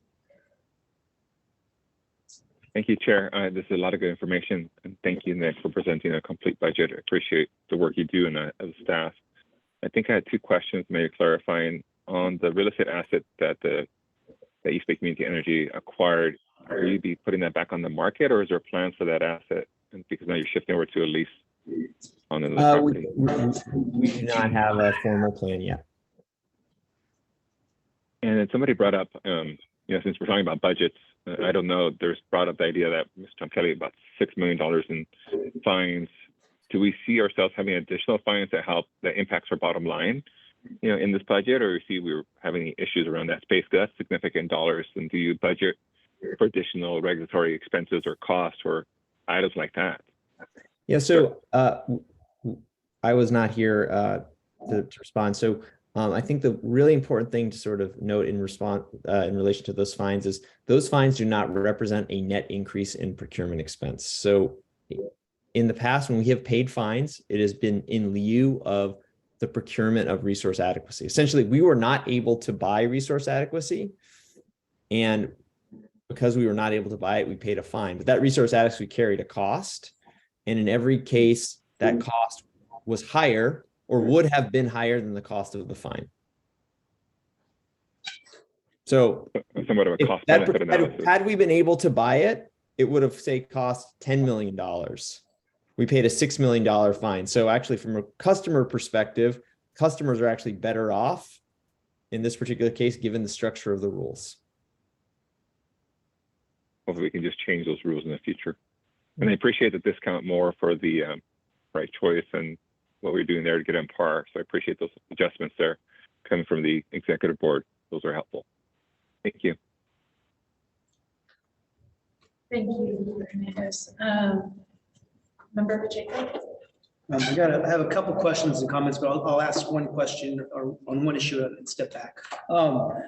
The way we got to the Healthy Communities program was a little bit untraditional, but I actually personally fully support this with an emphasis towards low-income asthma sufferers. I think it's a really innovative, great program. This is just a comment. I know that in the past 3 places that I've lived, all 3 of them had gas leaks from the central heating. I know that we don't have money in the budget to go into an apartment complex and change out the heating systems, but as this program develops into the 2nd and 3rd year, I would be interested in looking at, for those units or those places that where it actually is feasible to get rid of their gas heating, that we look at that, because I know from personal experience that's super common, and I'm guessing that's the 2nd largest contributor to particulates in a house after the stove. But I do support this program and look forward to seeing it going in. I have other questions or comments, but I'll step back in case anyone else. Okay. Yeah, I got a grip too. So when you do them, I'll just knock them off. All right. So also on our building electrification for the workforce training program, which I in general support, it talks about partnering with electricians, the EBC network, to hire apprentices. I'm all for apprentices and for local hire. Can you speak a little more on who is in this network, or does it even exist yet? It does not exist yet. Okay, but I'll comment that. Obviously we would like to see as many electricians be, well, all of these electricians be local, all of the hiring be local. They all be high road jobs, and where possible, I'd urge strongly that we go with the union apprenticeship programs. There are some other good programs out there too, but I hope those are all considered as we develop that. And I know that a couple people on the CAC will be looking closely at that and providing further feedback later. Yeah, I think that one of the concepts that we're sort of thinking through here is there's a certain amount of funding that goes to sort of the initial training programs. So, we've in the past worked with Cypress Mandela or Rising Sun Energy Center. Those programs are typically, I believe, 6 to 10 week initial training programs. But when you're really talking about a trade, 6 to 10 weeks is not going to be enough, right? Like that gives you sort of an initial sort of the intro, and then you really, the graduates of those programs need to then transition to 6 months, 9 months, 12 months of true in the field apprenticeship. That costs money for contractors to be able to carry. And so one of the things we want to focus on is taking some of these funds and making resources available to these contractors to be able to hire the graduates of these programs who are local folks, get them that real on the ground 6 months, 12 months of training, so that by the time they're done, these are folks that have really marketable, valuable capabilities that are going to, sustain, provide for long-term family sustaining jobs. Thank you, and I'm sure you guys have already know something about this, but there are other existing programs that help with that kind of stuff, like ETPE grants, and there's other programs that are out there that actually already help with that. That is interesting that EBCE is thinking about ways that it can also administer some of those, and I look forward to hearing more about that. And again, I would just, again, strongly support local high-road jobs, and wherever possible, union employers. Thank you. Thank you, Member Pacheco. Member Landry, do you have questions? Yes, I do have a few questions.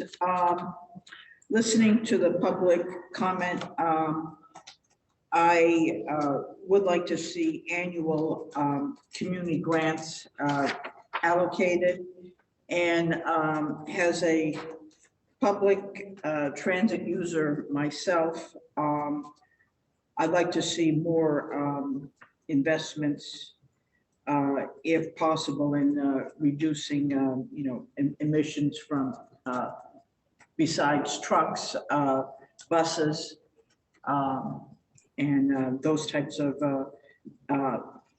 vehicles. And I did want to ask you also, I was curious about the logic or the rationale behind the reduction in renewable 100 incentive from the 0.0075 to 0.0025. I would, Bright Choice is a good product, but it's still, I'm an advocate of renewable energy, so I'd like to see more of an incentive in that area. So, and more of a subsidy, I should say, in that area. So I'm just curious about the rationale for lowering that. And another question I have is, if you could clarify what you consider as carbon-free energy. I know that includes renewable, but what other, if you could give me other examples besides wind and solar, and hydro. I think it's small hydro, but what carbon-free energy is. And yeah, I think those are my questions. I do support what Member Pacheco said about to the extent that we can offer apprentices to the community for these jobs, and especially members of the disadvantaged communities has a priority. I would appreciate that consideration also. Yeah, so I think a couple things on public transit. I'll say, we do have a project that we're working on that was funded in this last fiscal year, working with the city of Newark and their public transit agency. For the rest, because public transit, with the exception, I believe, of Newark and Tracy, is largely BART or AC Transit. There actually are somewhat more, there are fewer opportunities for EBCE to sort of directly fund. AC Transit has also has a whole hydrogen strategy. So we have less capabilities to support hydrogen than we do with battery electric on the infrastructure development side, which has been an area of emphasis. That said, we are actively working with AC Transit to help them source all the clean energy they need to be able to support the deployment of hydrogen buses. BART is not a customer of EBCE's, and so because they're not a customer of ours, they supply their own electricity. There are some pretty significant limitations in our ability to fund their work. On the Renewable 100 cost side, we really do make an effort to try to ensure that all of our customers are seeing sort of, the prices go up, the prices go down at relatively the same level. It's not a fully cost of service because we do still index to PG&E's rates. That is why we don't, provide a much bigger discount to one rate or the other. We really try to kind of keep them as much in line as we possibly can. Is there one more? There was one more question, I believe, and I lost my track of thought. There. Other carbon-free sources, Nick. Yeah, other carbon-free sources. I think you captured them, Cynthia. Solar, wind, geothermal is a renewable source. Hydropower. Those are sort of wind, solar, and water are the three big ones, though. Thank you. Okay, so I'm going to tackle this real quick and point out that it is 7:50. So Time moves fast. Trying to do this, huh? Oh, who was the hands raised? Member Souza. Oh, Member Souza. I'm sorry, I don't see you on the screen. Hi. Hi there. Just really quick, I'd like to put a stake in the ground with the BayREN program, because the BayREN program addresses electrification of buildings. They address energy efficiency. They address checking the stoves, the carbon monoxide coming from stoves. And Peninsula Clean Energy has utilized that program and kind of hooked onto it. And what they do is they help subsidize the people who are moving towards electrification and improving their energy efficiency. So this is a very well-rounded program. And so I'd like to put a stake in the ground to talk about that at some point in time, that, because BayREN, Peninsula Clean Energy, all of these programs that are helping customers, helping homeowners reduce their carbon footprint. And in turn, we will also reduce carbon footprint of our own customers. So I just wanted to put that one in there. Thank you. If you could do me a favor and just shoot me an email real quick. There's quite a lot of background noise on there. And while I caught most of it, I want to make sure I actually caught it. Member who?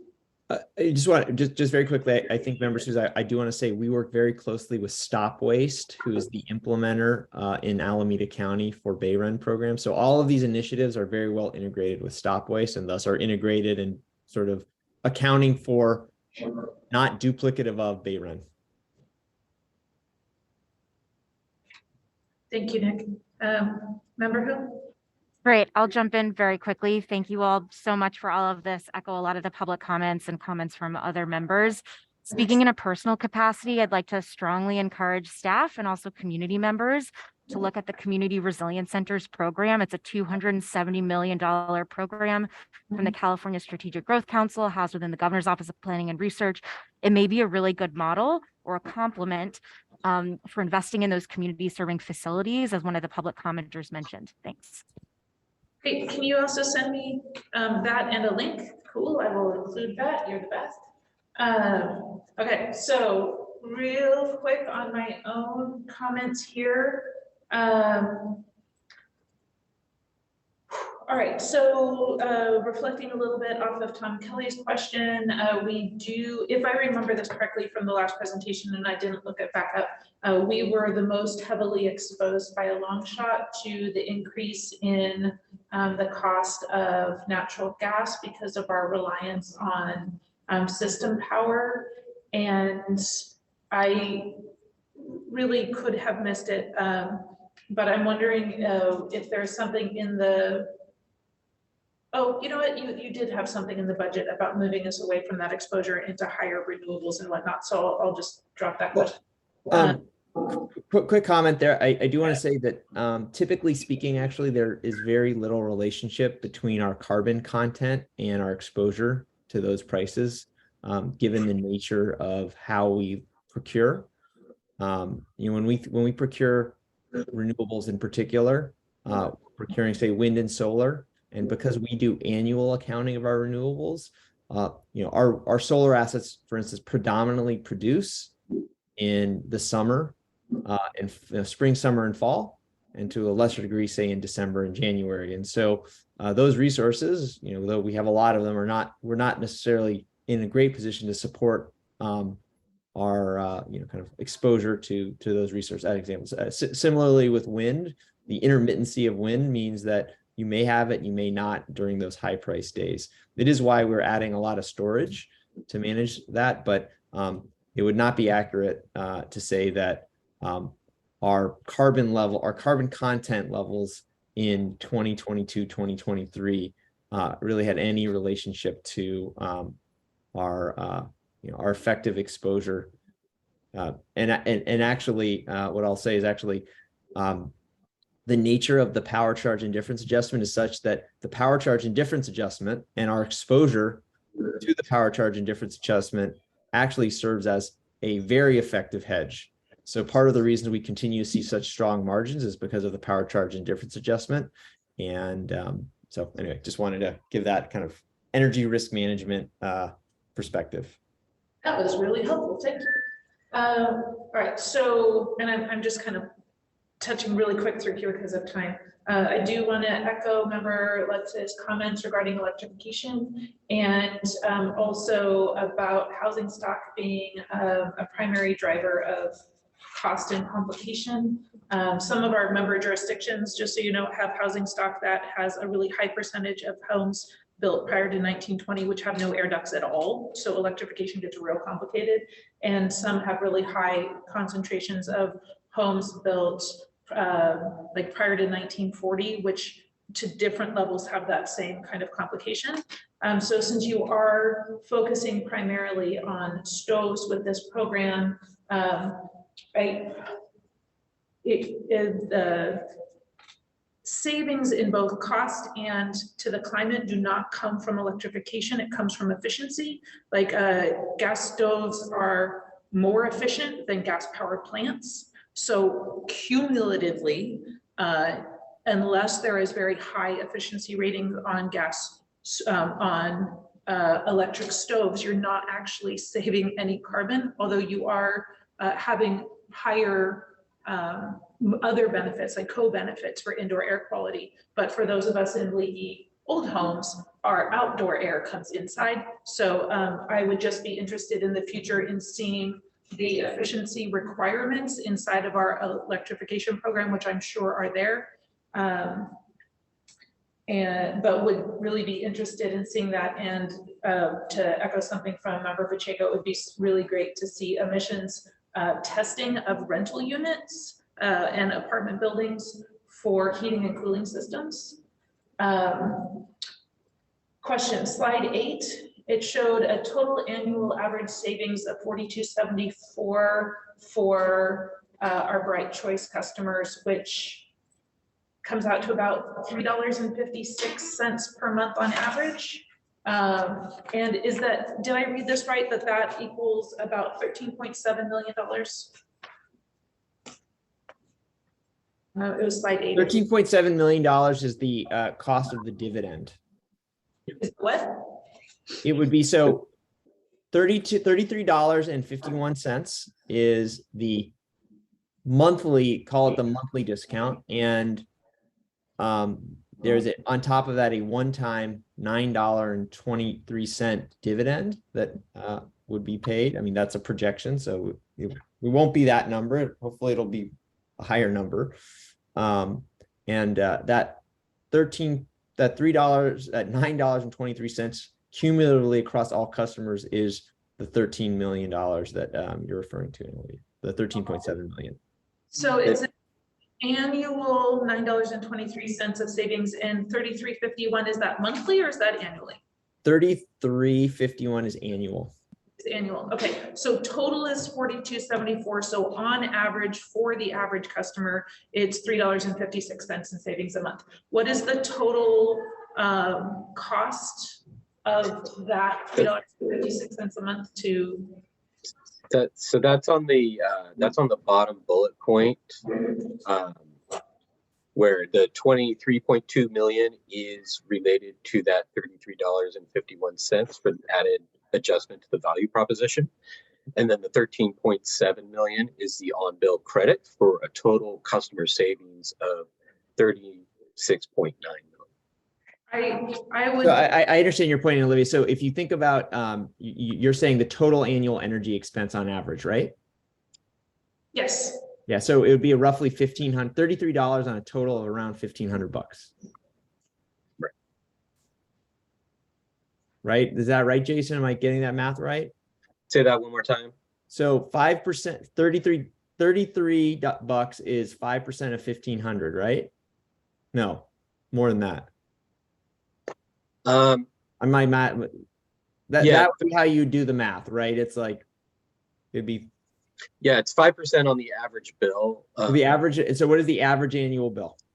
Yeah, I'll have to look up what we had discovered with that, but I think it was somewhere around between $1,300 to $1,500, in the $1,400 range, I believe. Give me 1 second. But the $33.51 is an annual savings for the average Bright Choice customer. It's not a monthly. $33 a month would be like a No, it's not. It's $33 annually. And so I'm just, I don't have the number on the top of my head. So what's the quick math, right? So it would be $4,500, right? Is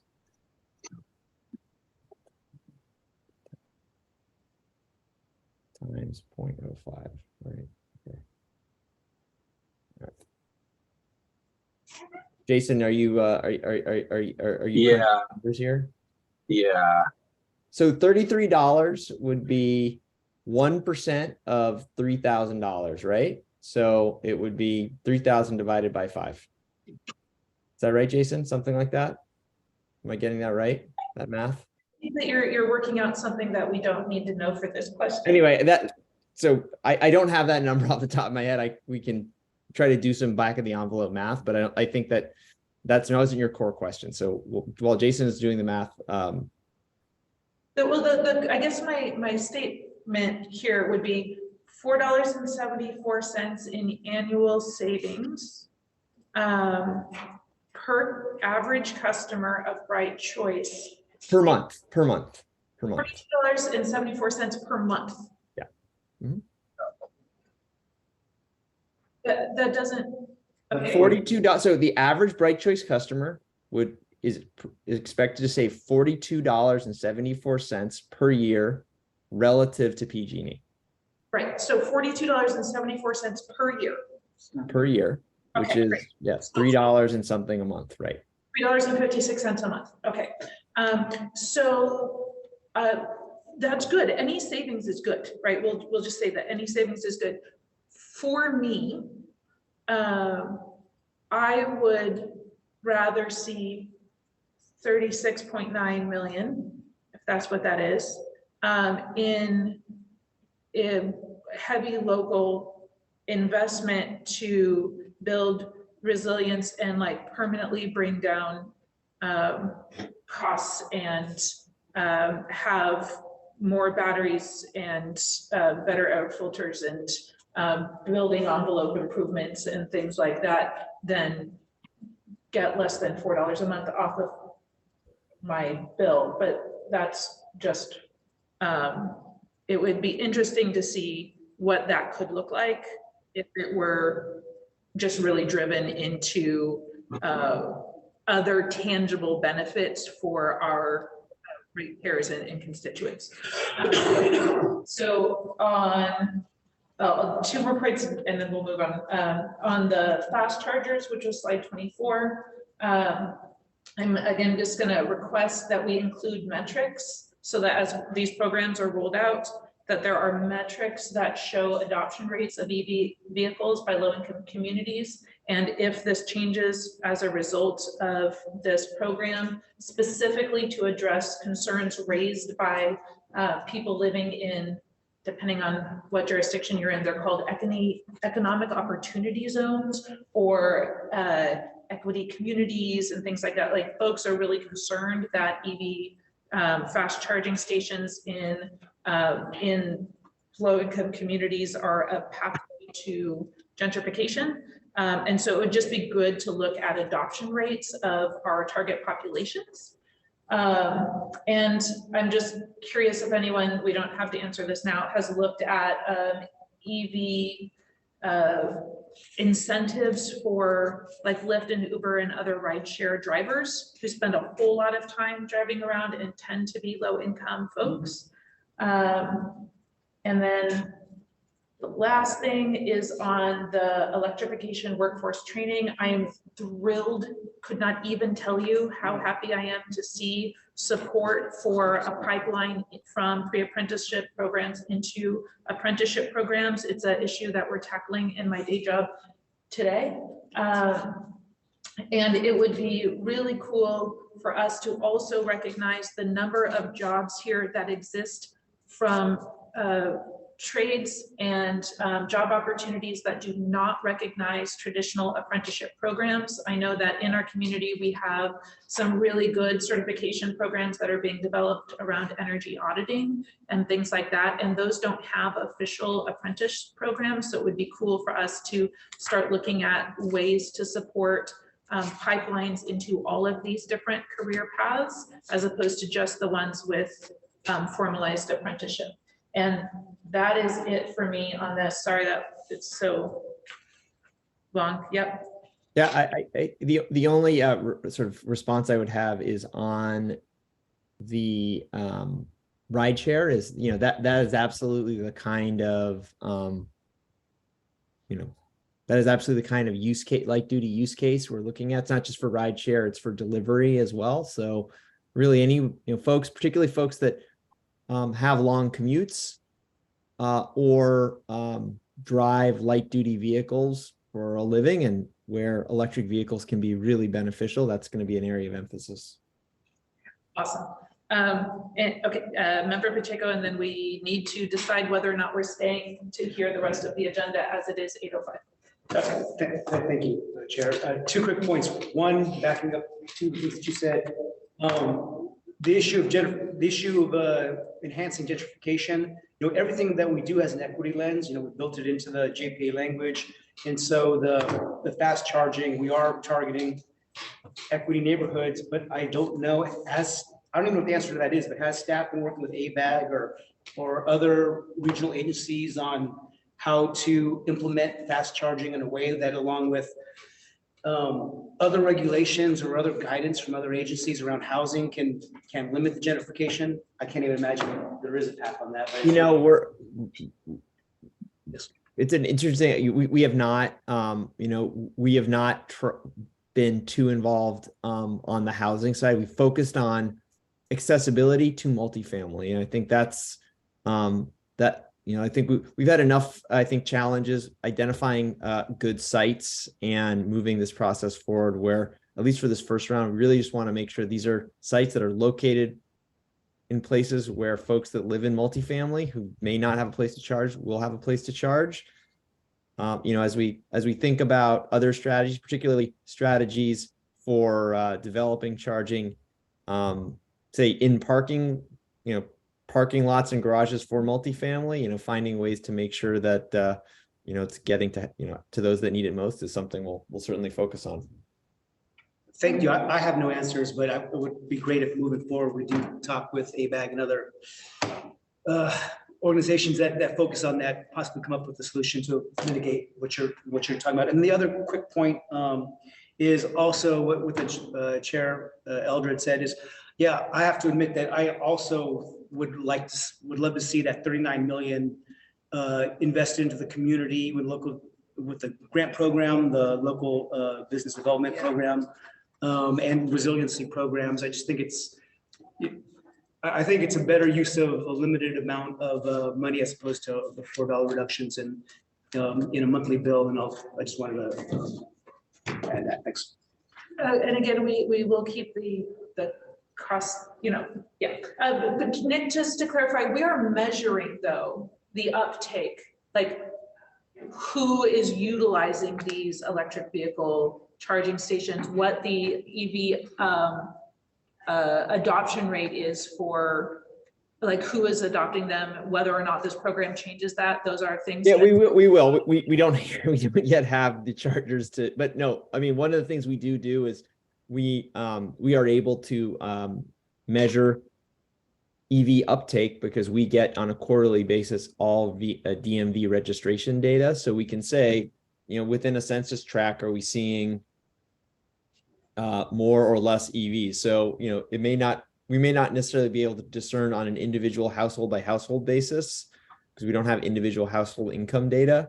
But for a census tract, we'll say we're seeing more and more EVs. And then for multifamily, if it's affordable multifamily, that would be a good indicator, right? We say we're seeing more EVs being registered to affordable multifamily housing. Well, that's a pretty good indicator. But we don't yet have the programs launched to be able to tell you how they're going, but those are the kinds of things we intend to look at. All right, so can folks stick around for a little bit longer? I can. Is that, all right, we have 2 action items. So if we lose quorum, we lose quorum, but I'm gonna ask staff to trust that the CAC has actually read the program ahead of time. And see if we can do the legislative update in say 5 minutes and we can get to questions on it.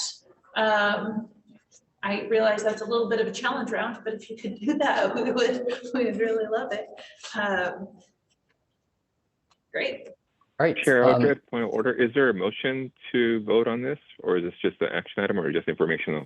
This is an action item, and so we have the opportunity to make a recommendation to the board. And so this is, but they're going to give the update and then tell us the action that the board is going to take, and then we can make a recommendation on that. Yeah. Thank you. All right. Thank you all for having me tonight. Myself and Febby, who I'll introduce in a moment. I'm Alec Ward, the Principal Legislative Manager at EBC, and I'll be super fast tonight, sake of time. With me is Febby Bodiarto. She's our analyst on our policy team. Tonight, we're going to walk through which bills we're going to recommend for the board to take a position on. It's a big ledge year. We have 8 bills, so we'll move through very quickly. Next slide, please. So we'll do the update. On Wednesday, we're going to have one of our political consultants from the Weideman Group. They're going to present on how the ledge year is looking and some themes, but we'll just skip now to the bills themselves. So Adrian, could you please move to slide 6?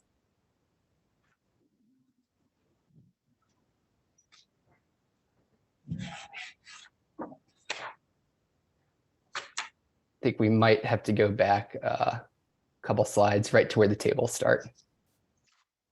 So perfect. Yep, this is it. All right, so this is ordered by issue area.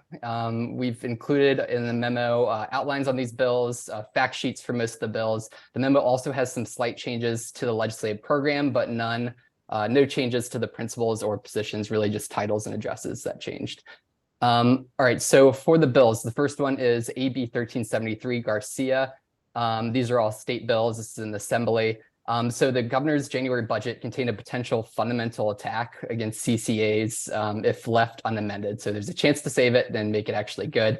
If the budget, it's in the form right now of the budget change proposal that the governor puts forward in his annual budget. And right now it's in an assembly vehicle as well. So the assembly vehicle is AB 1373. This is because, like us, the Assembly is asking, why is this massive policy proposal being shoehorned in the budget? So we're asking for this bill and the Assembly to be opposed unless amended. It would create a new central procurement entity to procure long lead time resources like offshore and geothermal energies potentially. But currently the scope of the resources that the CPE, Central Procurement Entity, could pursue is way too broad. It could actually end up competing with load serving entities like EBC that are already bidding on these types of resources. So EBC staff is recommending amendments to focus the CPE only to procure projects that may not be available to LLCs due to infrastructure constraints. So thinking more of offshore winds in the ports and the transmission infrastructure that they're lacking, also geothermal with Salton Sea. The bill also proposes new penalties on load serving entities who are short on resource adequacy RA requirements, even though the RA program already has penalties itself. Currently, there is a unavoidable market-wide shortage, as Nick was mentioning, of RA. So EBC staff is recommending that we seek amendments to include a penalty waiver for LLCs that are unable to comply with the RA despite their best efforts to do so. Lastly, the bill would expand CPUC jurisdiction over local authorities like EBCE. It would expand their jurisdiction to oversee our integrated resource plans, similar to the PUC's current oversight of IOUs. EBC currently has the autonomy to choose the mix of resources we procure to meet the PUC's procurement orders, and CCAs have demonstrated in the past our abilities to meet these requirements. So EBC staff is asking for the complete removal of this section. It'll do nothing to help reach our state's clean energy goals, and it'll override local authority and our ability to keep our customers' rates low while balancing other strong missions and considerations like local development and equity. All right, so that was the biggest bill. I'll be more brief on the next ones. The next theme here is interconnection. We're asking for a proposal on amend on the first one. The rest are all support. We've recently surveyed our municipalities over the past months and found PG&E has actually been delaying interconnection to a large number of electrical projects spanning utility scale resource to distribution level, new load, and upgrade load. So think housing, commercial development, community projects like jails, building, decarb efforts, EVs. So obviously this is a big threat to our mission. So we're presenting a number of bills that could potentially remedy this tonight. Many approach the issue from similar angles, but they're all targeted at different pieces of the problem. So we recommend broad support right now for those, and we expect some consolidation as we move forward here. So the first bill is AB 50. This will speed up IOU interconnection. It'll actually put a shot clock on the interconnection for upgrade customer loads. So the PUC will have to establish criteria for timely interconnections of new and upgraded load, and they'll consider penalties to IOUs if they do not take credits and fines if they aren't able to reach this. The IOUs will also have to increase their reporting, increase updates to the distribution planning, and enhance stakeholder engagements. The next bill, AB 643, Berman. This will quicken IOU interconnection for DERs. It also has a shot clock. Residential solar and storage. It requires the PUC to have a new proceeding to consider enforcement of DER interconnection times, reduce administrative burdens, provide transparency to customers. SB 83, Senator Wiener. This would expedite IOU interconnection for new development projects. It requires the PUC to establish maximum time period for interconnection. And IOUs to compensate customers for missed timelines. The IOUs will also have to annually report to the PUC on projects and timelines that they hit and miss. SB 410 is a Becker bill. It'll speed up interconnection for new housing, building electrification, EV charging, and other load increases. The PUC must establish maximum time periods for these interconnections. The IOU must take remedial actions if they miss the deadlines, and they also have to increase the reporting to the PUC and analyze their staffing levels, making sure that they're in alignment with our decarb goals. Next slide, please, Adrian. AB 557, that's Assemblymember Hart. This is also another support. It's one of a couple Brown Act bills that were put forth this year. We're not taking positions on the other bills because they're not as relevant to EBC, but this one could be the most favorably impactful. It would permit local agencies like EBC's board to indefinitely continue the teleconference flexibilities that we had during the COVID state of emergency, which we no longer have. So it would be the same remote world meeting rules that we had this past year and have done well with. And that had just expired. The only difference would be that local agencies would now have to renew their remote meeting resolutions every 45 days instead of every 30 days. So this would actually have an added flexibility here. So this would make it easier for EBC board members to attend these meetings as well as public if there's any health concerns. And it's also especially helpful as our geography expands. So I want to turn it over to Feby now to do the last two bills quickly. Can you hear me clearly? Yes. Awesome. Hi, y'all. Feby Bodiarto here. Thank you, Alex. So the next two bills that I will present on are really programmatic heavy or programmatic focused. The first is a Gonzalez bill, SB 529. There were earlier conversations about the intersection between housing and energy. This does this exactly. The CEC would actually have to deploy a grants program of EV car sharing programs across low-income housing facilities and housing properties. So this is to ensure that there's greater EV access, especially for low-income residents in the state of California, and really supplements the work that we are doing at EBCE as well, especially those who have been historically left out in public investments. And then I can quickly move over to SB 527. This is a MIN bill, and it establishes a neighborhood zonal decarbonization program. So essentially what this bill is asking is for the commission to identify 15 projects or neighborhoods that have outdated gas infrastructure. And if it is more cost effective to actually switch out the gas infrastructure over to all electric service, it would then identify those 15 pilot programs. And this is a community approach decarbonization effort rather than a building by building effort. This bill is unique in that it also allocates funding, especially for low and moderate income households to further advance just transition in the all electric transition. And then EBCE, we feel we are uniquely positioned to conduct zonal electrification and could support further decarbonization efforts. So those are the two bills. I can Thanks, pass it Courtney. over to Alec. Great, that will conclude the bills. We'll be asking for approval for these positions offered for. Thank you, and we'll answer any questions now. Thank you. That was awesome. Well done. Super good fast forward. Y'all are great. All right, so I want to point out that our staff have prepared a really good, like the attachments for this item are fantastic. The details are written out. Our history is there. This is an incredibly well-prepared agenda item. And so if your answer can be found in this section, please look it up. If you have clarifying questions, if some part of it was not clear, do ask. Pointing out it is 8:21. So we will go first to public comment. Great, we have two members of the public with hands raised. Elsa and Jessica Tovar. I'll recognize Elsa for 2 minutes. Hi, yes, this is Elsa Davis Potter with the California Alliance for Community Energy and the Local Clean Energy Alliance. And my main concern is the lack of representation for opposition against AB 538, which is the regionalization bill, which is interesting, particularly since the first bill that the staff commented on had to do with the autonomy of EBCE to make decisions regarding procurement and other energy decisions, and regionalization would completely defer all choices to FERC.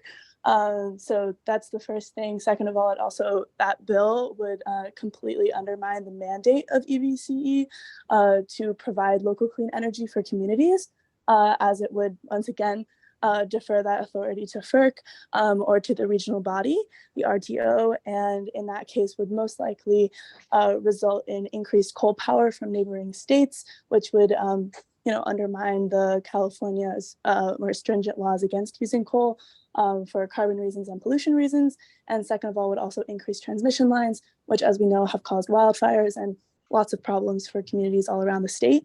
So I'd really advocate for an opposition to AB 538 to be included in this year's legislative analysis. Thank you. Thank you. Jessica Tovar, recognized for 2 minutes. Jessica with East Bay Clean Power Alliance, and I want to support everything that Elsa just laid out.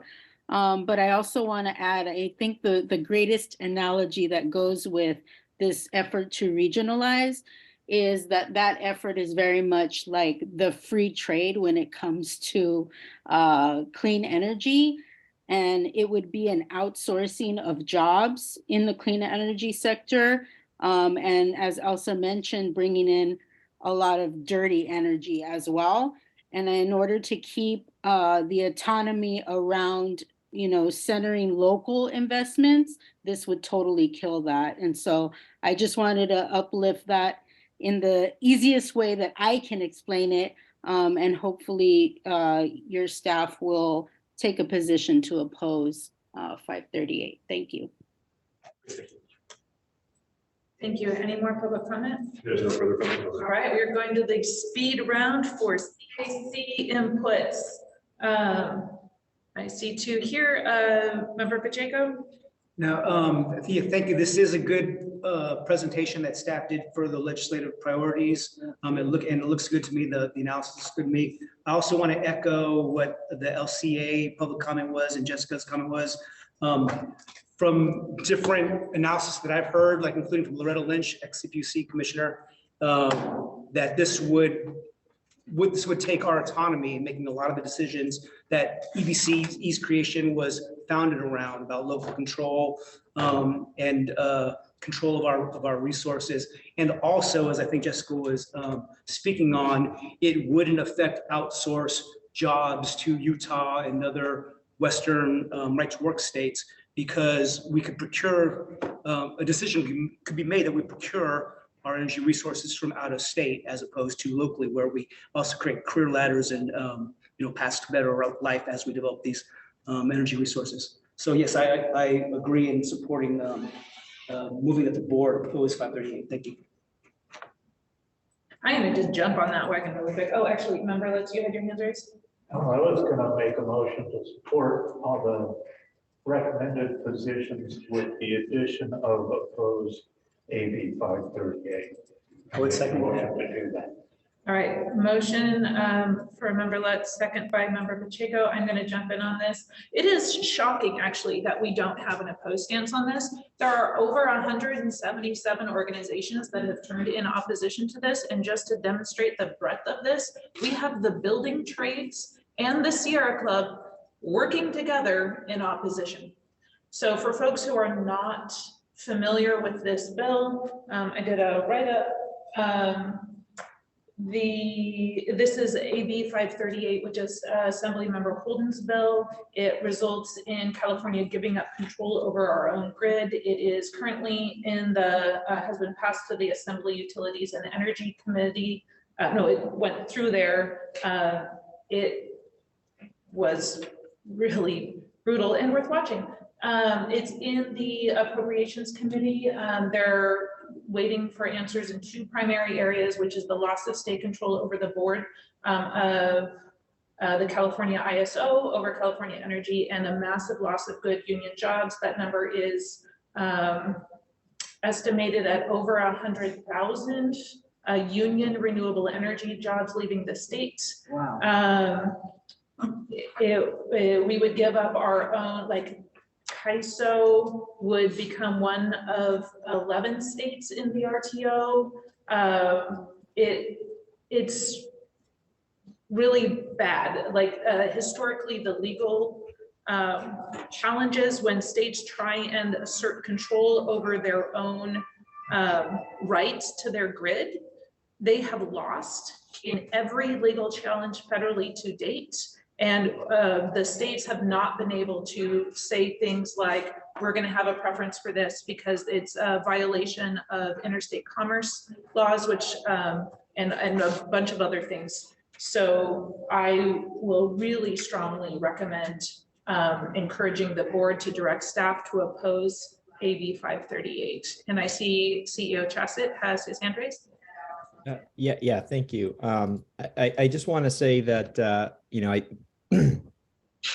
the position on 538, and it is a watch because, one, significant changes are expected. And two, I do think it is important to recognize that in the absence of a CAISO-driven Western RTO, the expectation is that all states but for California will join SPP, which is a competing RTO, which would have just been modeled to cause hundreds of millions of dollars of excess electricity costs for California consumers and significantly reduce the reliability we need for our clean energy transition. So, I think the reality of regionalization is a complex one, and that is why that complexity and the trade-offs that are required to achieve our goals are, in our view, best achieved by sort of seeing how the bill evolves and not limiting our ability to be part of the dialogue to ensure that California is best positioned to hit our goals and create jobs. I think on the jobs front, one point that is really important to highlight, and we talked about it a little bit with electrification, is workforce. Right now, California, and we think about the thousands of megawatts of clean energy projects that are delayed in construction, it is not a matter of jobs going elsewhere. We do not have the workforce in California to support the transmission and renewable energy development that we're currently planning, let alone the significant increase in in-state renewable energy and transmission that is going to be required in all scenarios. And so, I think that there is quite some debate about what job impacts there could be, if at all. And then, I think when you think about the environmental impacts, and I don't think that the debate or the dialogue around net emissions is by any means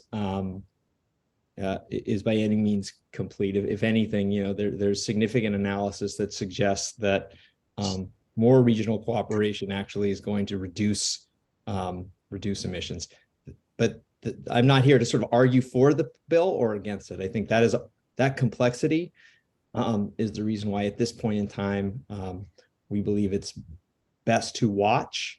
That said, other CCAs, MCE Clean Energy, have taken a support position. We're not recommending that at this time, though.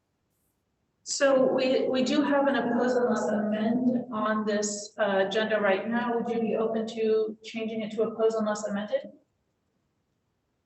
We are not seeking to change it to anything but a watch at this point. Yes, I'm asking the CAC if they would like to make that recommendation to the board. I don't see the amendments. I haven't been following it as close as you guys have, but I haven't heard any potential amendments that would make it supportable. I mean, nor have I, but staff is saying that there is the potential for some significant amendments. So they don't want to be locked in. So it could be an oppose unless amended, at which point they would need to bring those amendments back to the board to show, or you can stick with just oppose. So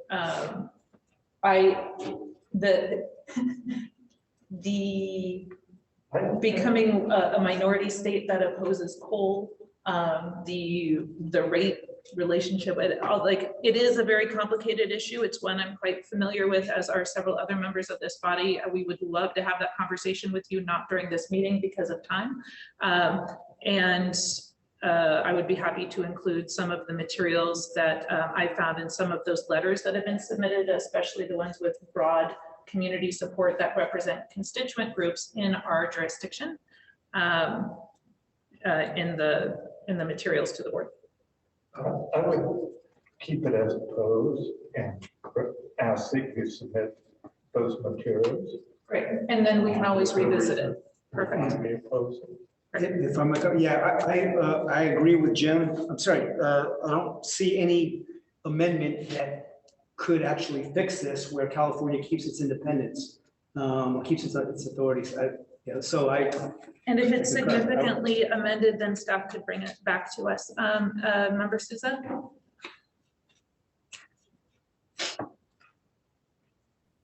Yes, I too also would really like some more than watch on this. I'd like to study it too. And I think that the best solution is to oppose until amended. Thank you. Okay, all right, then with that, do we have public comment on this? No, because we already did. Great, then can we please do a roll call vote? The motion on the table is to support staff's recommendations with the addition of taking an opposed stance on 538. Member Ledger. Yes. Member Hugh, Abstain. Member Liu, Yes. just 1 minute thought. Member Lockman, Abstain? Member Lockman, Abstained. okay. Member Taria. Oh, excuse me. Member Pacheco. Yes. Member Susan. Yes. Member Carr. Member Lutz. Yes. Member Hernandez. Had to step away. And Chair Eldridge. Yes.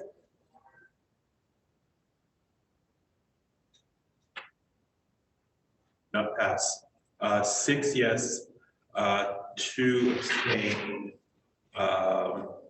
or not, for not. It passes with the majority of members present. So long as we still have quorum, then yes. Okay, yes. Great. Then, so that passes and we're gonna go to, we still have quorum. I love you guys. All right, so the next agenda item is the load management standards interim compliance plan, which is sticky too. So again, we would ask for a kind of quicker summary from staff. I am so sorry to ask that of you, but we really do appreciate your assistance in helping us get through this in a more timely fashion. Hey folks, Michael Kiros, regulatory analyst here at EBCE.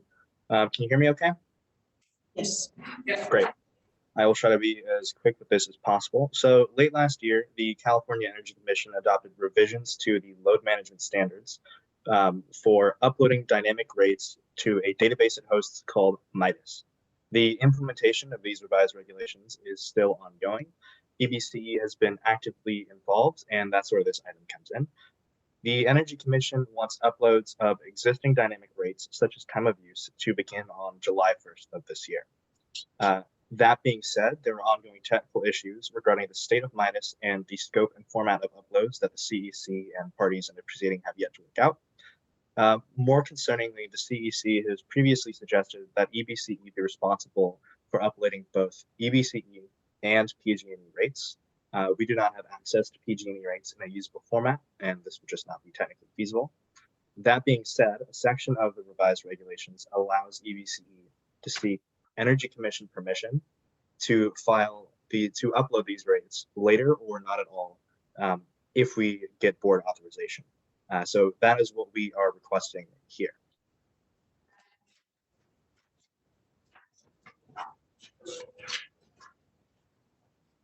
Did you just do it? Wow.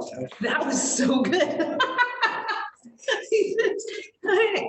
Yeah, that's all I got. I realized. That's really, really impressive. All right, we're gonna go to public comment. There are no hands raised for public comment. Really? There is one hand raised for public comment. Okay. Jessica Tovar, recognized for 2 minutes.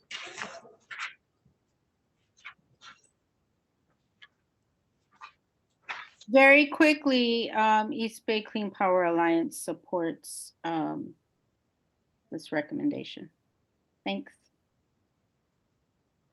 I expected stuff. All right. Do we have any questions of the single presentation ever received by this body? That was so good.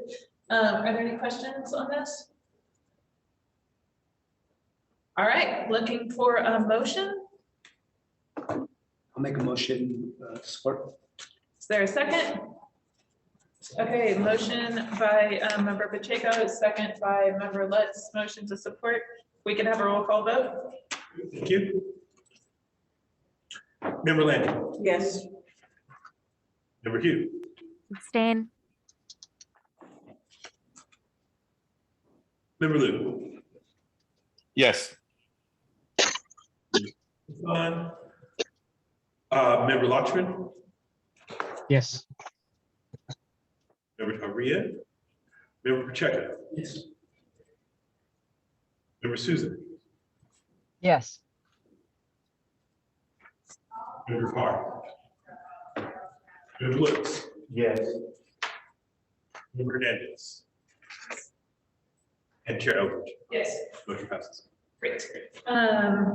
You guys were awesome. All right, so the next, no, I forgot why I got confused on that. I was looking at the board agenda.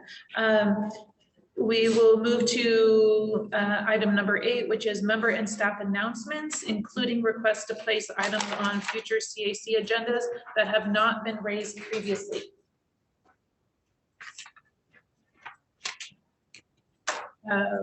Member Landry.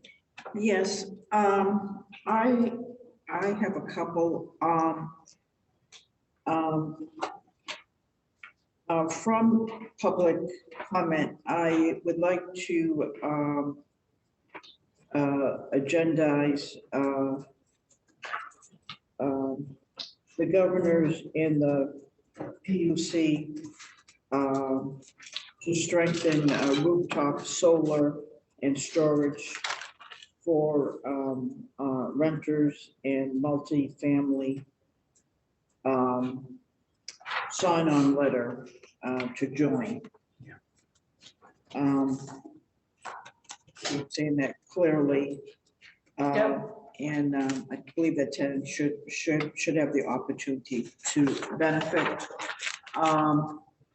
I would also, I know there's something with our new rental expense that I heard. I don't know if it's appropriate for us to look at that, but I guess, yeah, there's another additional building expense. And then there was also the letter from the Quality Conservation Services about possible free installation of a battery for medical baseline Great. customers. Yeah, we can definitely take a look at adding that to the list and see where it's appropriate to bring it forth. Yeah, so those are my items. Thank you. Great. We are hoping to get Member Letts in for a presentation that he's been really just amazing in preparing for us. And as soon as there is a hole on the agenda, we will do that. Is there any public comment on this item? Are we going to get any update on the resource adequacy fine? Process around that? We can add that to the list. I do believe that's being addressed in some places. Okay. Public comment? Yes, we do. Jessica Tovar, we're recognized for 2 minutes. Going to switch to 1 minute. Sorry, Jessica. I have a quick announcement. We're going to be hosting a webinar next week on May 24th. You can check out localcleanenergy.org for more information and scroll down. But it's a webinar called Lithium Mining Behind the Curtain: What's Equity in an Extractive Energy Transition? We have some great speakers who are speaking to this issue. I encourage you to join us. Check out our website, localcleanenergy.org. Thank you. Excellent. Thank you so much, Member Hoop. Yes, really quickly, my understanding is there are some upcoming legislative deadlines that are going to call a significant number of bills that are advancing. If folks are able, given the level of interest from this body on the different bill packages, would love for staff to either come back with an update or just offer a memo updating us on which of the bills are moving forward. Thanks. Thank you. Member Souza? Yeah, I'd like to also see some more about energy efficiency or the BayREN program or Stop Waste. I know that these programs have been doing this for a long time, and Peninsula Clean Energy, I think Silicon Clean Energy, maybe even a few others have been taking advantage of that program and kind of adding incentive to it to both efficiency, electrify. So I'd like to probably put that out there. Thank you very much. Excellent. Thank you. All right.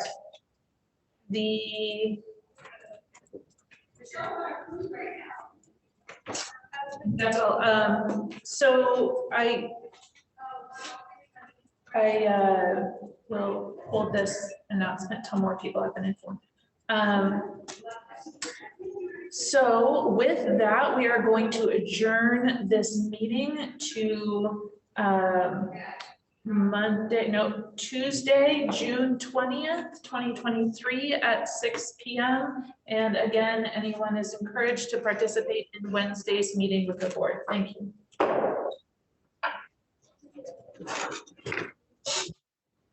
Yeah, good job, excellent job. Nice. Can you tell me what you wrote there?